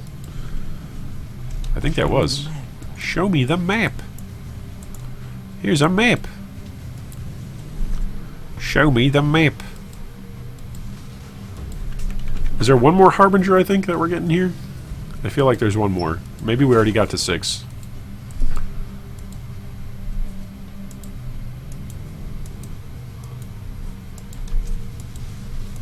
Yeah, we already did 6. 8 monsters remain. Alright, out we go. Up, up, and away! PGB Heart says, I'm at work right now, I can't pull up POB. No worries.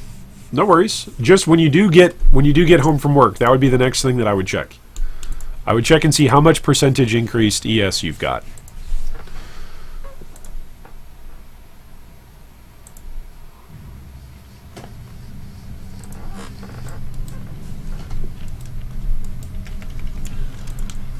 So I would check that. Ken says, for these maps, is quality or quantity worth it? Worth paying much more for the maps, that is. If you're just looking for currency drops, then quantity is always good, right? So that's what I would focus on. I personally don't care, because I'm just going for the XP. Wow, 2 Harbingers right away. We're at 71%. I might actually hit level 96 today. It might actually happen. Imagine Iron with a character that has 96 levels. It's pretty good. Oh, here's our 3rd Harbinger. Wow, 3 Harbingers right away. I have 0 FPS. We are rich, sire. Rich. But getting all the Harbingers, that's great. Hey, congrats. Look at that. See, everybody's getting levels. You get a level. You get a level. Everybody gets levels. Where's Oprah when you need her? If Oprah played PoE, what sort of character would Oprah play? These are the deep philosophical questions of our time. I need to go make a character and name it Oprah Winfrey now, right? Oprah Winfrey plays PoE. One of you probably already has taken that name, haven't you? I think that's a great name. I should totally take that name. Oprah Winfrey. I think she would probably play an Aurabot, says Shifty. No. Would she play an Aurabot? Maybe. Because she's just got so many auras around her. Yeah. What would Oprah play? I feel like Oprah would play like a Guardian. Would play like a Herald of Agony Guardian. Mana stacking Guardian, right? She'd just have tons of ES. She's unkillable. Because it's one of the most expensive builds in the game, right? So she would pick one of the most expensive builds in the game and then just build it, right? Because she's got that kind of money. Actually, what are we kidding? Oprah wouldn't play PoE. She's got enough currency. She would just buy PoE, right? She would just own it as an asset of her enormous business empire.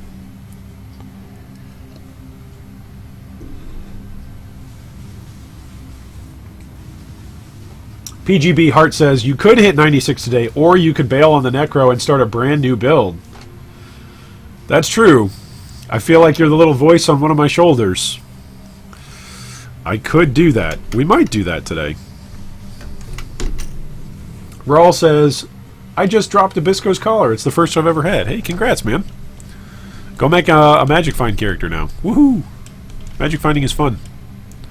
The new Atlas has made it a little tricky to try to target farm div cards, but it's still fun.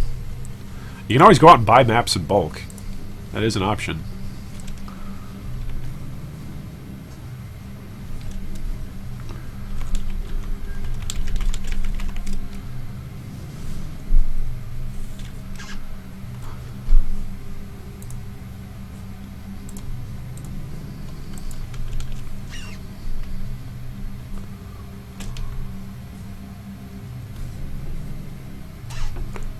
Timothy F. says, what about RF Chieftain named Bernie Sanders?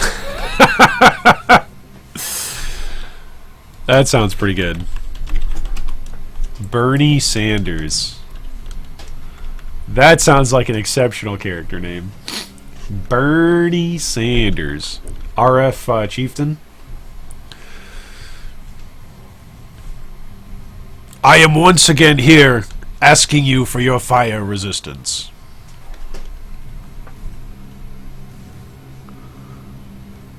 I have no FPS during these fights. This is just atrocious. Oh man. These are hilarious. These fights. It's like, can I see my own character? As long as I can see this little ball of energy, that there's still, it still says 15, right? As long as it still says above 15, I'm happy. Oh, Summon It is not the Volskellies. strongest of the species that survive, but the one most responsive to change. Look at that, I really helped out with my Summon Volskellies there at the end. Don't hear what I'm saying. Oh, don't hear what I'm not saying. A map dropped. That's my voice that I use for unique maps to drop. There we go. Feeling tanky now. Nice. Alright. Let's go finish off this map. I think we've already done 3 Harbingers, right? That's what we said? We got those 3 Harbingers right away. That's quite nice. Quite nice to get early Harbingers on the map. We're at 73%. It's not bad.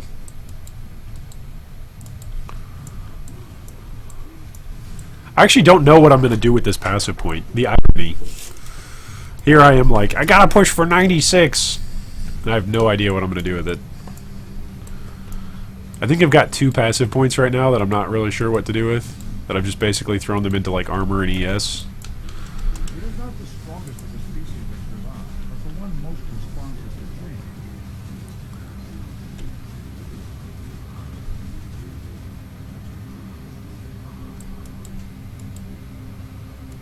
I forgot what I anointed on my amulet. Didn't I anoint beef? Yeah, allocates beef. Yeah. Just give me some more flat strength.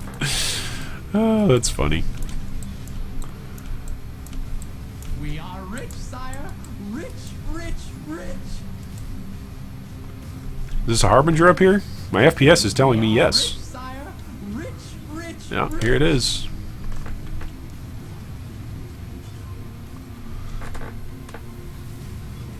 It is not the strongest of the species. Oprah would definitely be an Orabot. You get a buff. You get a buff. You get a buff. Okay, now I get the Orabot reference. Or she'd be a curse bot, right? You get a curse. You get a curse. You get a curse. Everyone gets cursed. Yeah.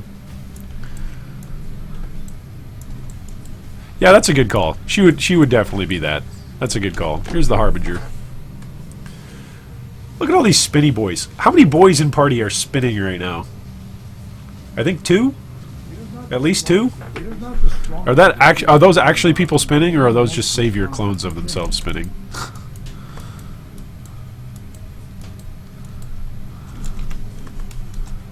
Alright, 22 monsters remain. Let's get out of here.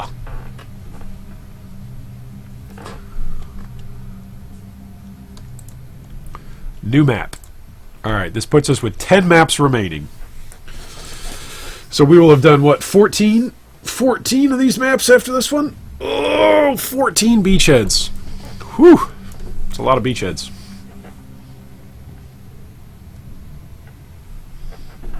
Alright, is everybody in? Trying to wait for everybody. Trying to wait for everybody. Here he comes. Alright, let's go. We got everybody. Away we go, fam. Man, that ice shot character is certainly killing stuff from a distance. It's quite nice to see. It's good to see that ice shot damage can actually carry in a 6-man party. It's pretty cool.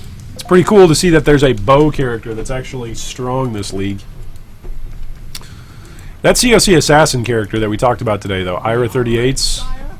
Rich, it's pretty strong. Which, speaking of which, I need to send him a PM and thank him once again for letting us feature his build. Because that's a pretty cool build.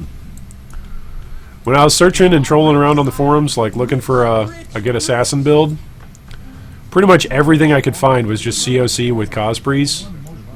And so it was pretty fun to find one that was not Cosprees. And on top of that, it was a bow build. Right? Bow League 3.9. Lol. Do the kids type 101 anymore? The kids type that anymore? We used to type that in League of Legends a couple years ago. Instead of LOL, you'd type 101.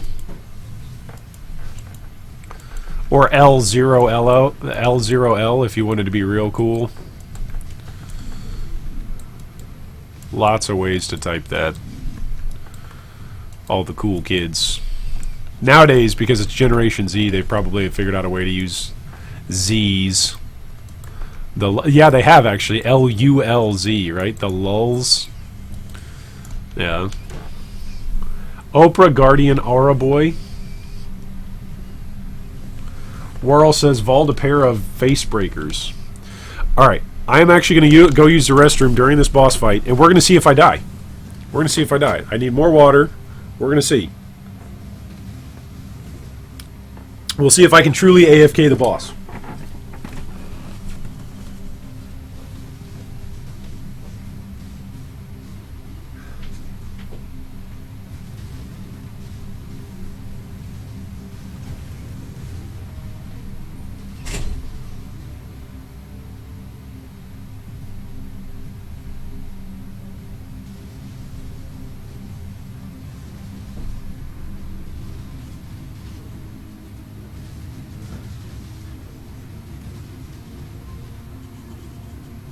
Feeling lucky.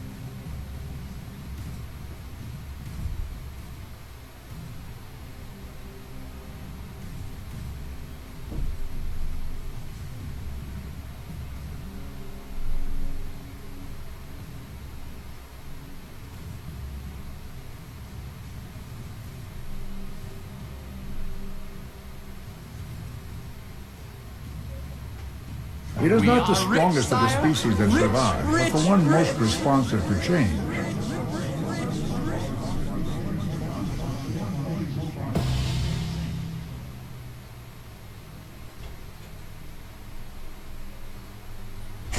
Alright, let's see if I died.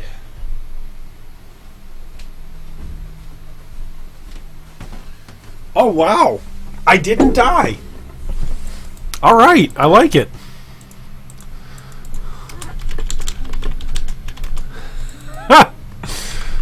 That's pretty great.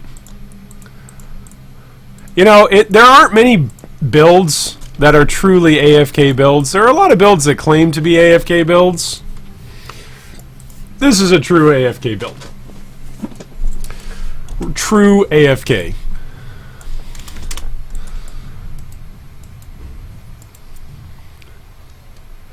He can stand close to the boss. Don't have to worry about dying. It's great. King Beast said you never even took damage. That's great. See, look at this. Feeling lucky. This is what being in an active guild is all about.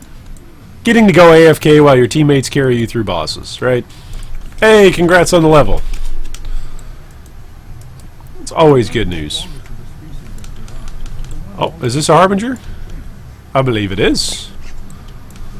My frame rates are telling me, yes, indeed, it's a Harbinger.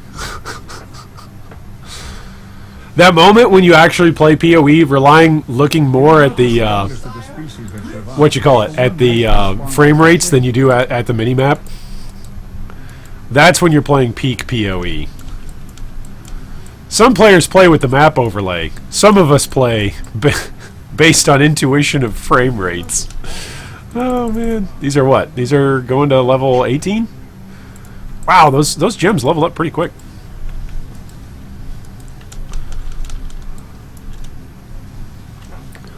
Hopefully we'll get some zombies up to level 21. We can sell some extra ones. Hopefully all of my bad luck with leveling my own gems this league will pay off. Iron Disco says, while you were turned away, I turned on Volatile Dead and Desecrate. I got your FPS down to 2. That's pretty great.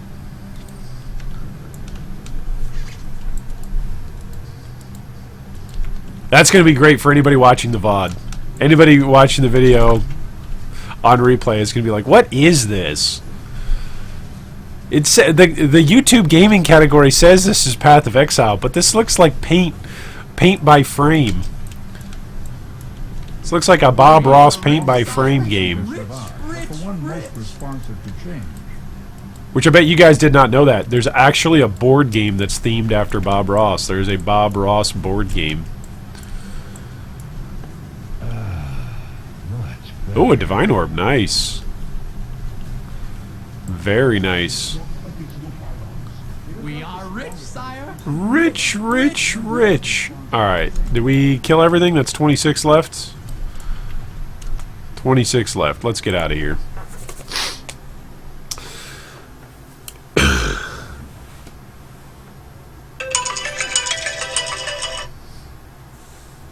Oh, gotta pick up this phone. So we're gonna go mute for a second.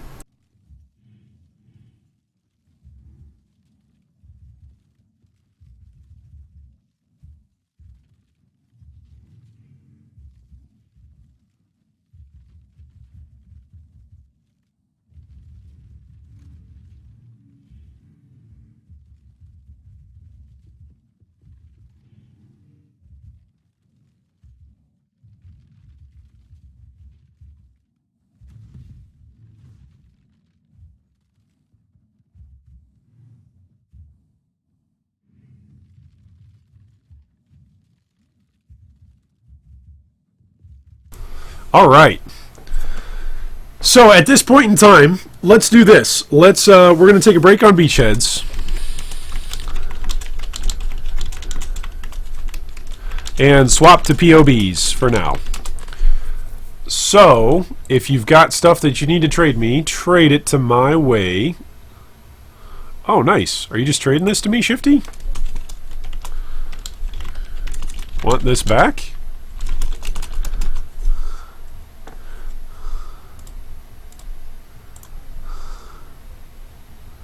So you can go run it? That's your... Oh, wow. Look at the pure chaos that we picked up there. That's great. Alright, so I've still got 10 Beachheads that I can run whenever we want to next run Beachheads. Ooh, look at that. Somebody's buying Serrateds. That's great.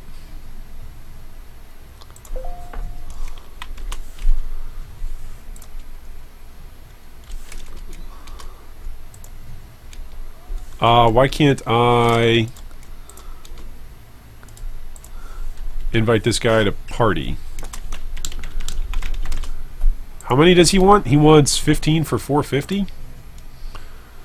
I think that's the proper rate, but I'm not sure. Is that Serrateds for 30 chaos? That sounds about right.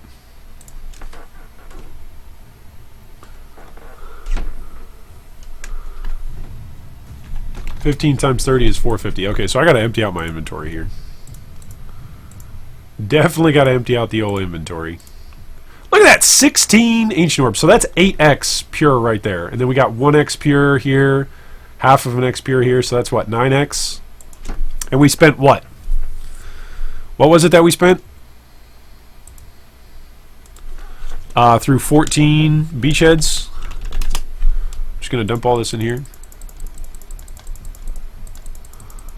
I actually didn't even count the map drops, right? Because I've already dumped some of those map drops into the tab.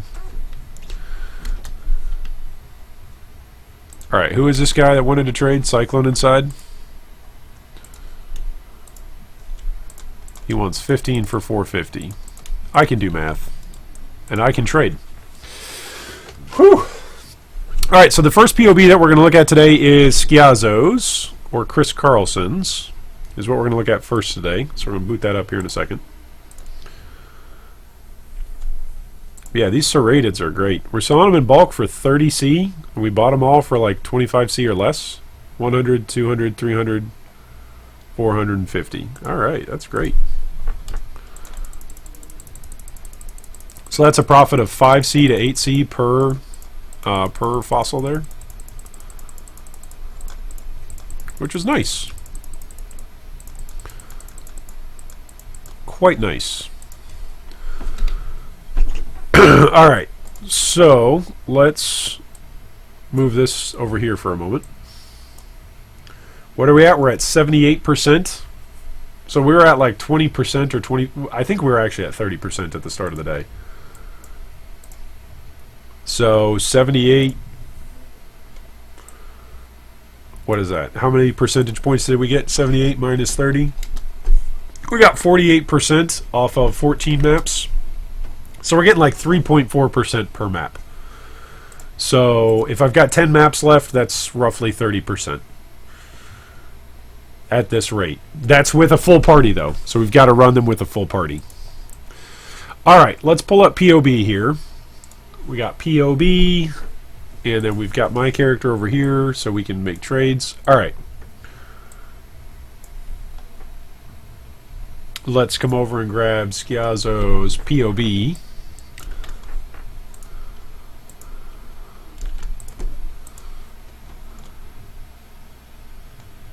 And import.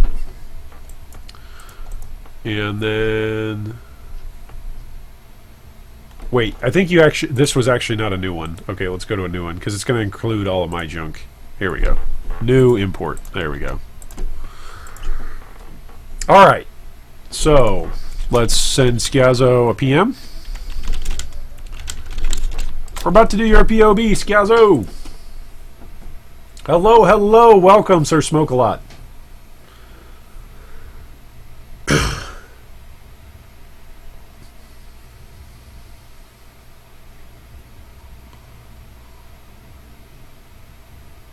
Taco Mage says there are actually 2 Bob Ross games now. Wow, I'm so behind.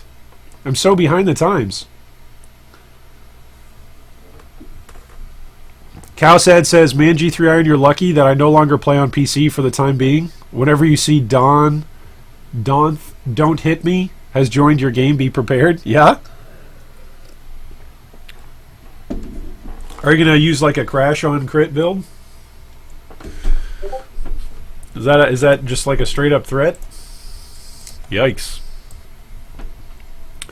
Okay, so let's post this POB onto our video. So far the day's going really well. Thanks for asking, Sir Smokes. POB number 1 is a Necro Zombie Mancer. So let's save that. That's our first POB. So far the day's going well. We just got 48% XP by running 14 beachhead maps. So I'm probably going to do more here in a bit, but I wanted to get to Schiazzo's POB because we've been waiting a couple of days to get to his POB. So, oh, Cowsad, your build is a damage when taken loop. Okay, gotcha. Yeah, you will definitely crash my PC. The answer to the question, will you crash my PC, is yes. Alright. So, Schiazzo, first off, you've already got way better gems than I do. I'm just saying. I'm just saying. You've got level 21 Raised Zombie, level 20 with 23 quality. You've got level 5 Awakened Multi-Strike. That's like a 50x jewel right there. Or gem. You've got Awakened Minion Damage. You've got Feeding Frenzy at level 21. You've got Empower at level 4. And you've got Awakened Melee Physical. Now, in case you haven't watched the stream the last couple of days, Schiazzo, as I've given people feedback on their Necros, I personally don't like putting Feeding Frenzy with my zombies or with my skeletons. I don't like making them aggressive.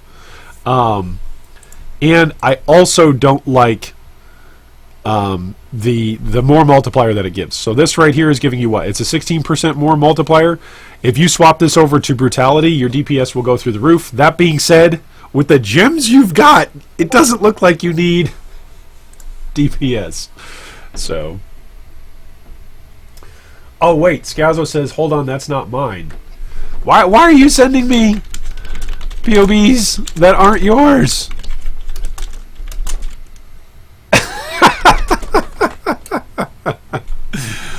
Send me your POB that you want us to work on. Oh, Schiazzo, my man.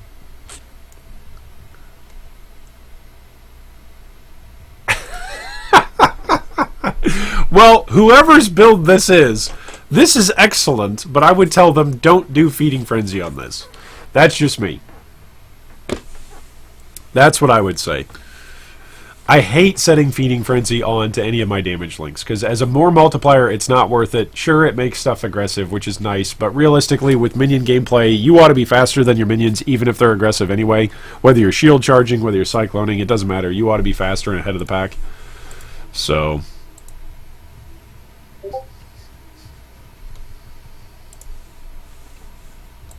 okay, do we get the actual... let's see if we get the actual correct POB here.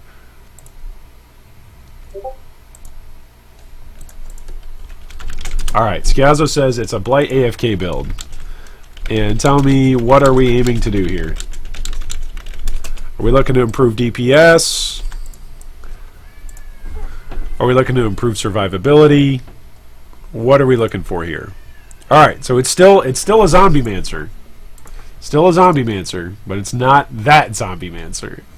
It's not the one with the ridiculous amounts of awakened gems.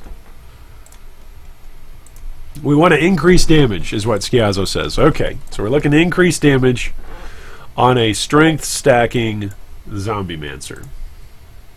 And he's got 60x to burn.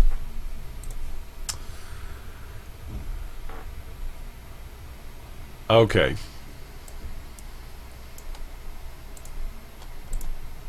So let's go look at your Ray Zombie. You've got 60x to burn. So the good news is, Skiazzo, you still have better gems than me. You don't have quite as good of gems as that other guy, but you still have good gems. So Ray Zombie is good, level 21, 20. Multi-strike is good. Feeding Frenzy at level 21, but no quality. Melee physical damage. Empower, level 4, nice, and minion damage. Okay, and this is in your weapon, so you're doing a Cyclone build, right?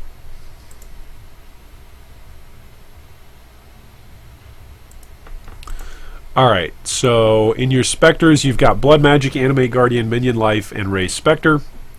That's nice. One thing that you can always do here, if you want the option, is you can swap off Minion Life and actually go Empower, if you want to. So, Animate Guardian, let's show you here the numbers on Animate Guardian.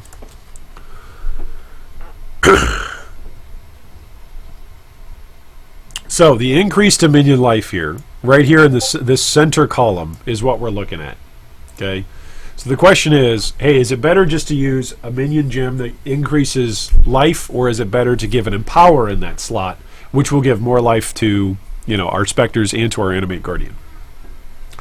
So right now, on your POB, your Animate Guardian is going to be level 4 and then plus 4. Right? So you're getting plus 2 from your Ascendancy, and then where else are you getting plus 2 from?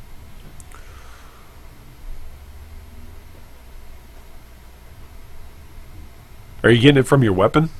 From your shield? From something else? Oh, you're getting it from the Baron. So plus 2 from the Baron and plus 2 from your Ascendancy. Okay, makes sense. I should have seen that. That's in your helmet. Alright, so right now it's level 24 Animate Guardian. So at level 24, your increased percentage of life is 92%. So with you using, what is it? Minion Life, you're going to get more Minion Maximum Life, 51%, by using the level 22 Minion Life. If you go up another 3 levels from using an Empower, you go up here to 104%. So it's an option, right? It's an option, but I think actually you're going to lose life.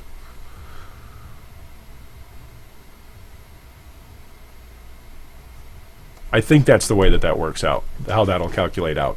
Because that's the more multiplier, it's not an increased life. So I think Minion Life is good there. If you want to really boost your damage on your Spectres, then you go and Animate Guardian at the same time, then you go Empower. But I think this is actually the better move. And I think you said you're using on your Spectres... Are you using the... you're using Chieftains, right? I think you're using Chieftains.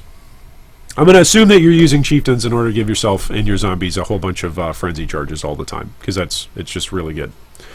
Alright, so Ray Zombie, I've already said, I would take out Feeding Frenzy and I would put in Brutality. Right now, your zombies,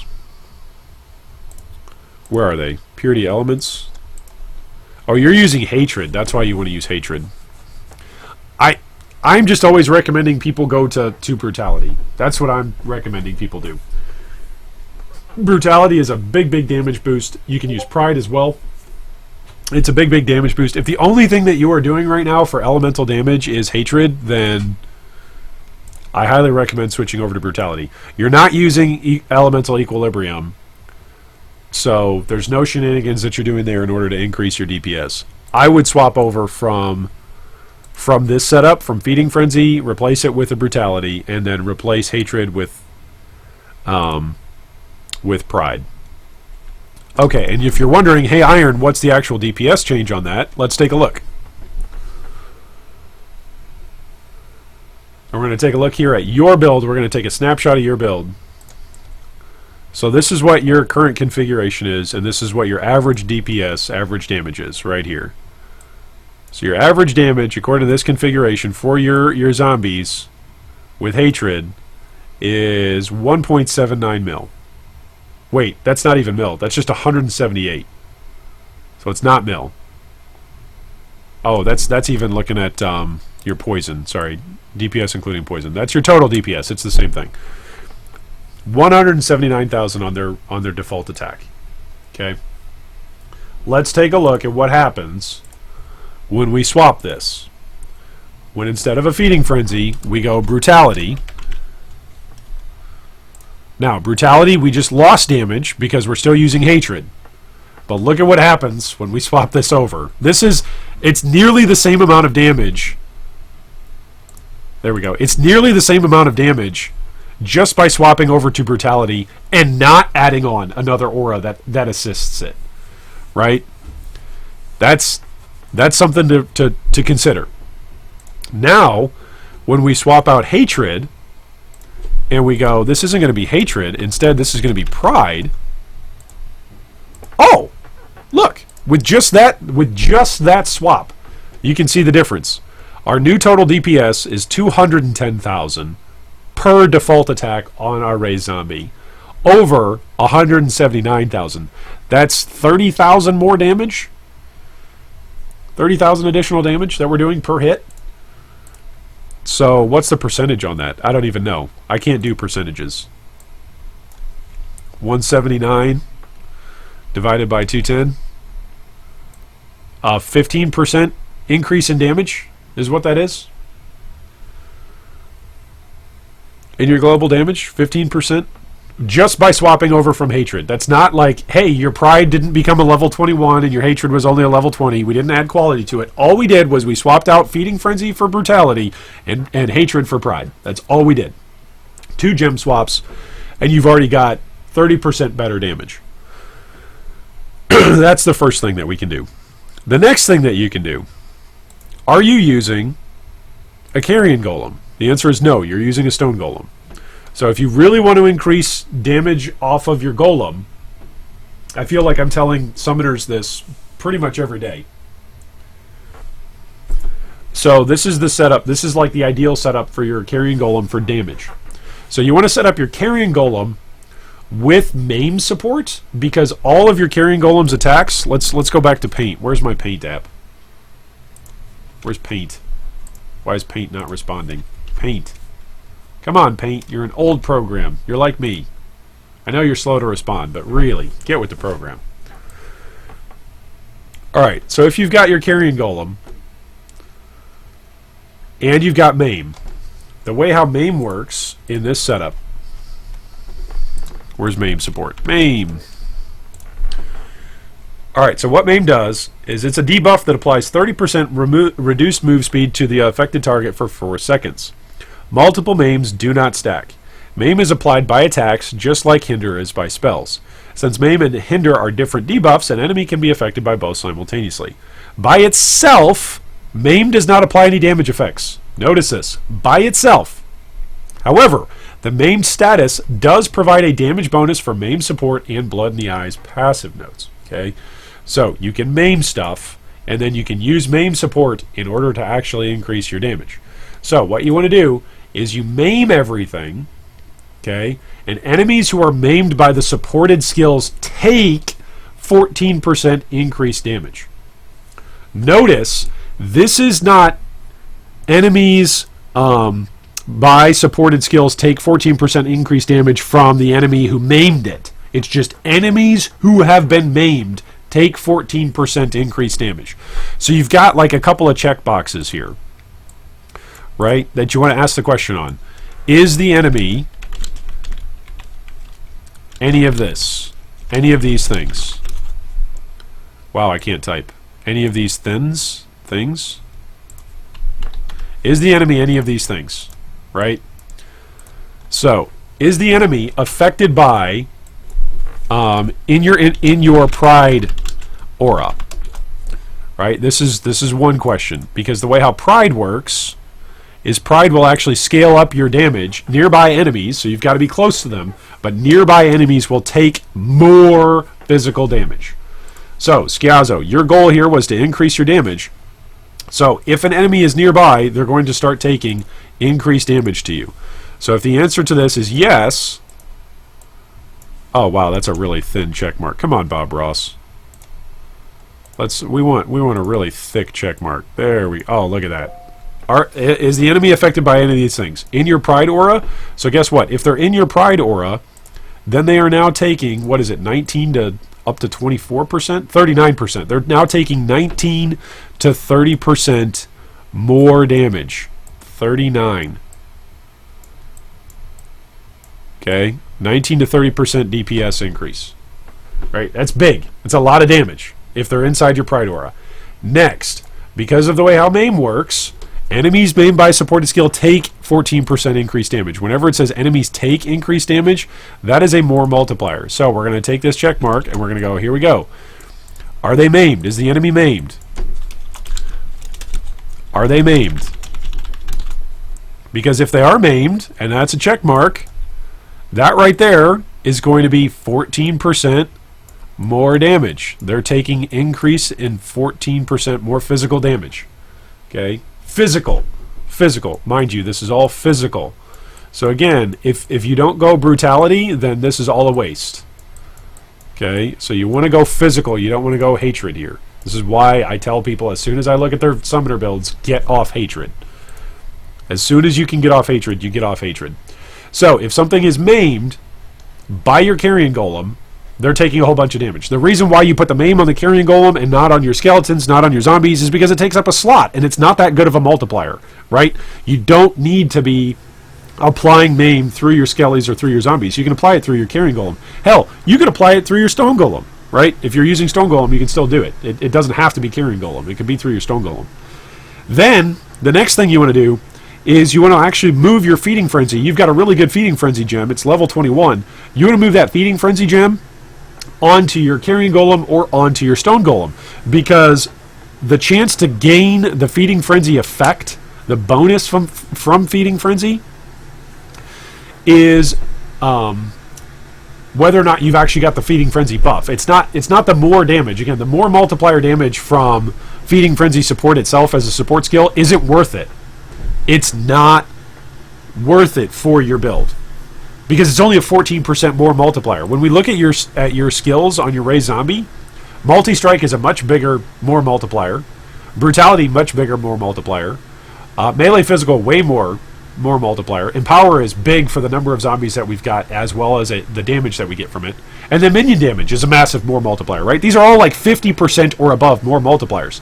So feeding frenzy, when we look at feeding frenzy, and we're like, oh, feeding frenzy's like a what, 14% more damage? That doesn't matter. And minions from the supported skill, like, it only applies to those supported guys. So it's only going to apply to your zombies if it's on your zombies. It's only going to apply to your skeletons if it's on your skeletons. So putting it on your golem means, hey, we don't care about that multiplier, but the multiplier is the smallest multiplier that's available anyway. So we don't care about it. What we care about is we care about this. We care about feeding frenzy. We care about feeding frenzy as a tag. We care about the buff that we get from it.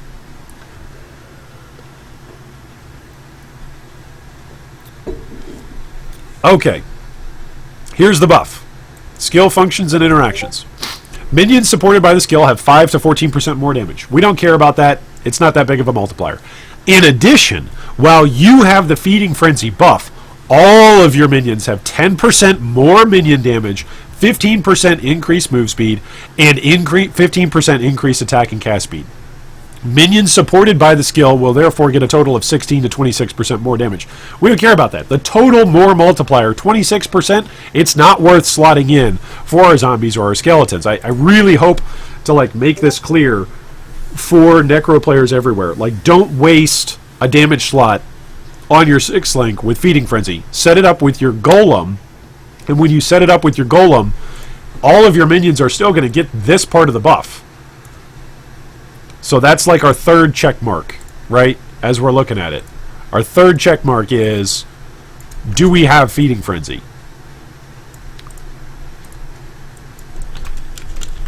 Do we have Feeding Frenzy? I'll spell it out, actually. I'll type it out. There we go. Do we have Feeding Frenzy? Because if we do, then that's another 10%. 10% more multiplier. And you can set that up with Hatred as well. Right? That's just 10% more multiplier. If you're going elemental, it's still 10%. It's not required that you're physical. But the maim and the pride stuff all interacts with physical.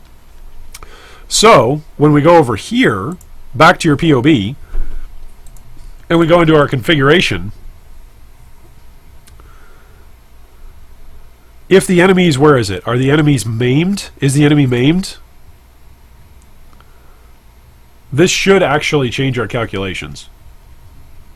It's not for some stupid reason over on the left-hand side, but it should. Damage calc on zombies, raise zombie. Yeah, thanks for showing that it's maimed. Thanks that does a whole lot. Point being, boy, that was really a helpful illustration, Iron. Yeah, neither of these matter, apparently, for effective DPS. Resistance penalties, Act 10. Yeah, I'm not even going to worry about this. Point being, if they're maimed, for us and for our calculations, we're getting another 14% physical, and then because we've got Feeding Frenzy, we're at 10%. So that's the benefit, right? You're always going to have Feeding Frenzy up because your golem, whether it's Stone Golem or Carrion Golem, is always going to be maiming stuff, always going to be hitting stuff, and always have Feeding Frenzy. Feeding Frenzy, you don't need to kill stuff in order to actually activate it either, right? Like, it's really, really nice. It's really, really nice. So,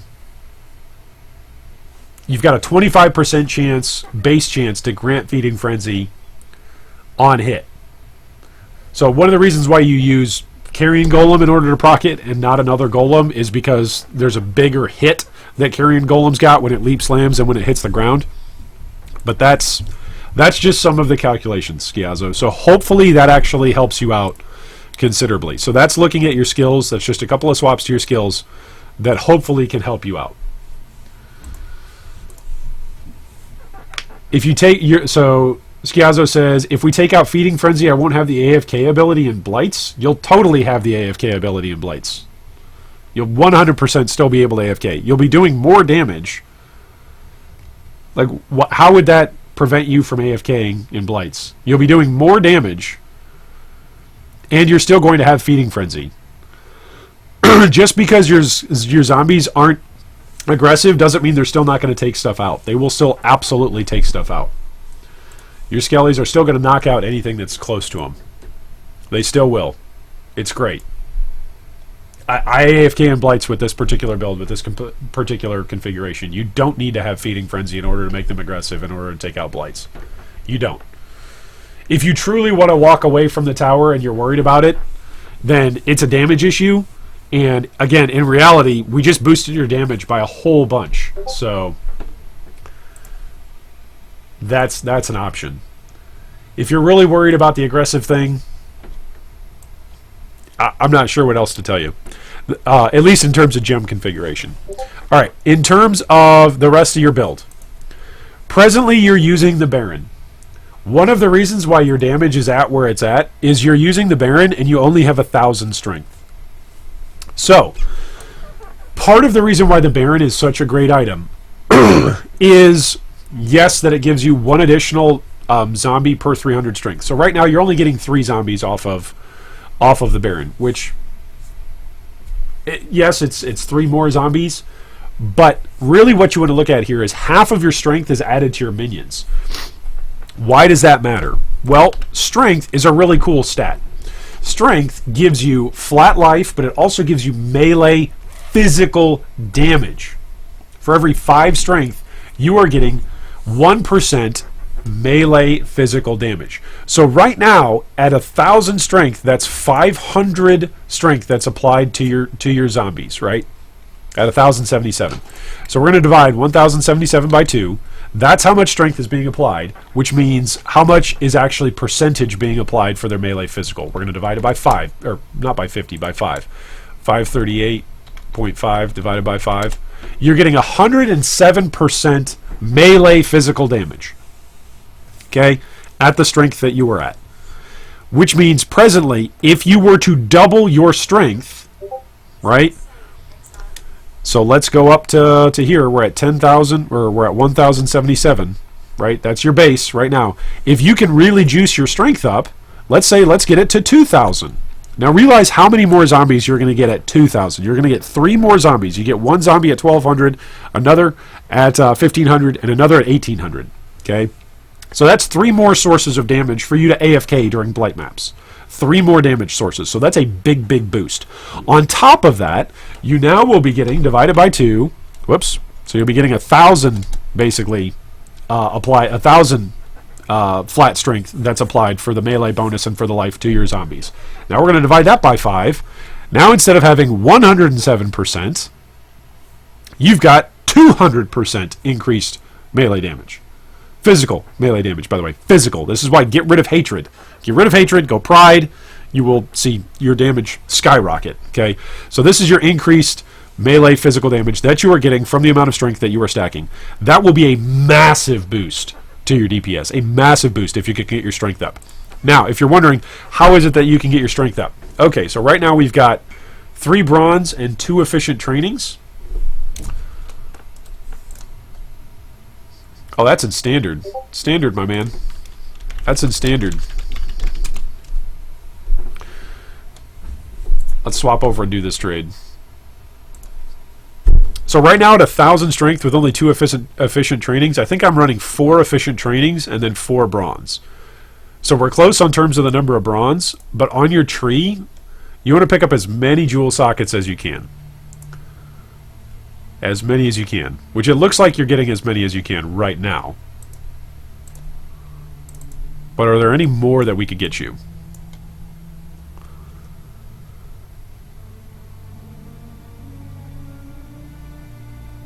You could come up and grab this one. I think this is the additional one that I've got. You're already at level 93 though, so you're pretty stretched. You're also not a CI build, which means you need life. Your total life on this is only 4,600.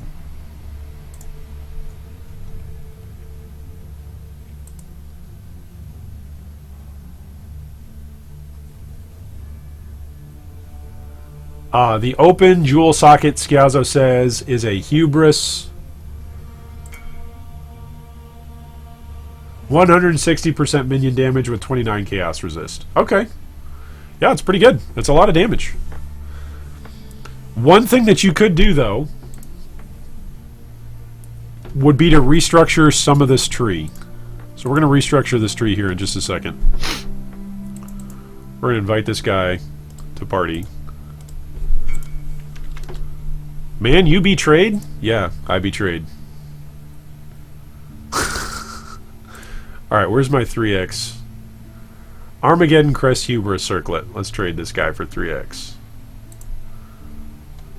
Is it this one? There's a lot of resistances on there. Blink arrow? Nice. There's a lot of resistances on a helm.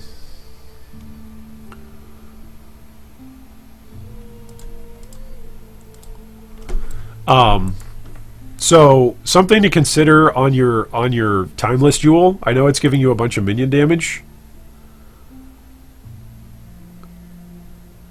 but that's something to consider. Like you might actually just get better damage if you just straight up go with another efficient training because of the strength that it's going to give you.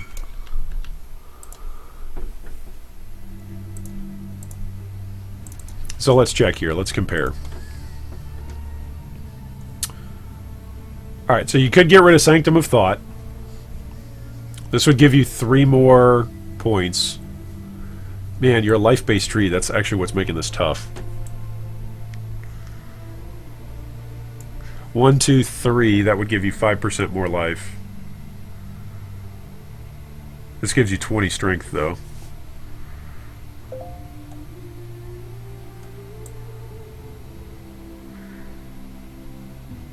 If you're a life tree, why don't you come down and around through here, which will give you another jewel socket rather than coming through the middle? That's something else that I would change on a life tree.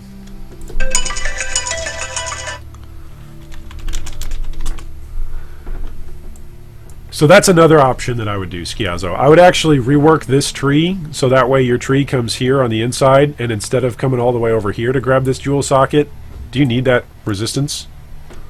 No, you don't need this resistance. So this is 1, 2, 3, 4, 5, 6, 7 points that you could go 1, 2, 3, 4, 5, 6, 7. So that still gives you a jewel socket. It saves you the points over here. That means that we're also not allocating these 2 points. I think that's what I would do. I would get rid of this entire side of this part of the tree. There's actually some decent life and all resist nodes over here on the left hand side. There's also Juggernaut if you want the increased life and armor. And I would wrap around here rather than wrapping through here.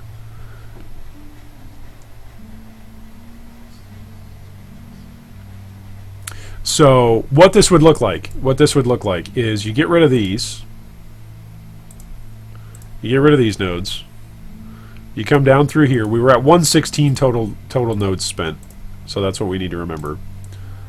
And come down here. There we go. We're going to move that jewel. So whatever that jewel was, we're going to move it over there. Where's our skills? Whoops, items.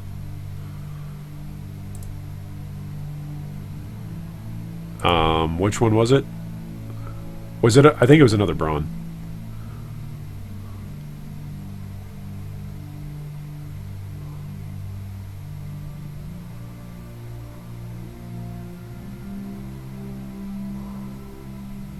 Or was it this one?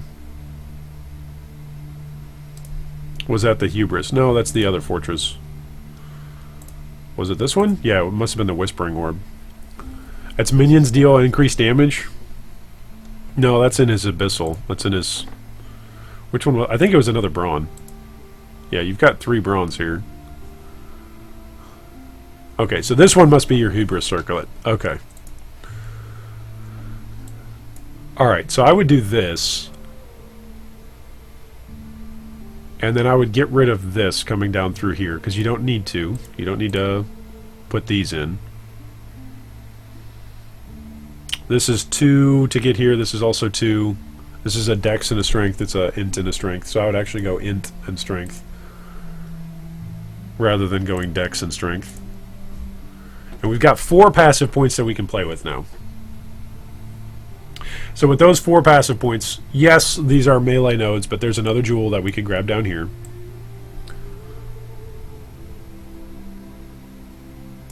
Oof. Why do we have Fearsome Force? You don't need Fearsome Force. Your damage is fantastic, Skiazzo. You don't need all these damage nodes. Like up here, I would get rid of Enduring Bond. You can just look on my build. Like, I actually just did this swap yesterday. I don't even have Grave Pact. I don't have Fearsome Force. I don't have Enduring Bond. Like, I don't have a bunch of this damage that you've got. It's all coming from Strength, which Strength is applying both to my HP as well as to my zombies. So, I think that's something that I would do, man. I think I would invest. I think I would choose, am I going to be a Strength stacking summoner or not? At this point, your Strength is... We just got you up another 100 points, basically. So that's another consideration. Like, if you want to go with the Strength stacking, a lot of your damage actually comes from the Baron and your Strength being applied to your minions. So that's where a lot of your damage comes from. Your damage is also going to be improved when you swap over from Hatred to Pride. So those are the 2 things I would do. Those are the two big things that I would do. I would swap everything over so that way you do physical, and then I would rework your tree and decide, hey, do I actually want to be a strength stacker or not? If you want to be a strength stacker or not, then you can get rid of a whole bunch of these passive points that are being spent on damage, and you can just throw those at energy shield or life wheels. So if you want to go CI, you can fill up this whole wheel here in the middle.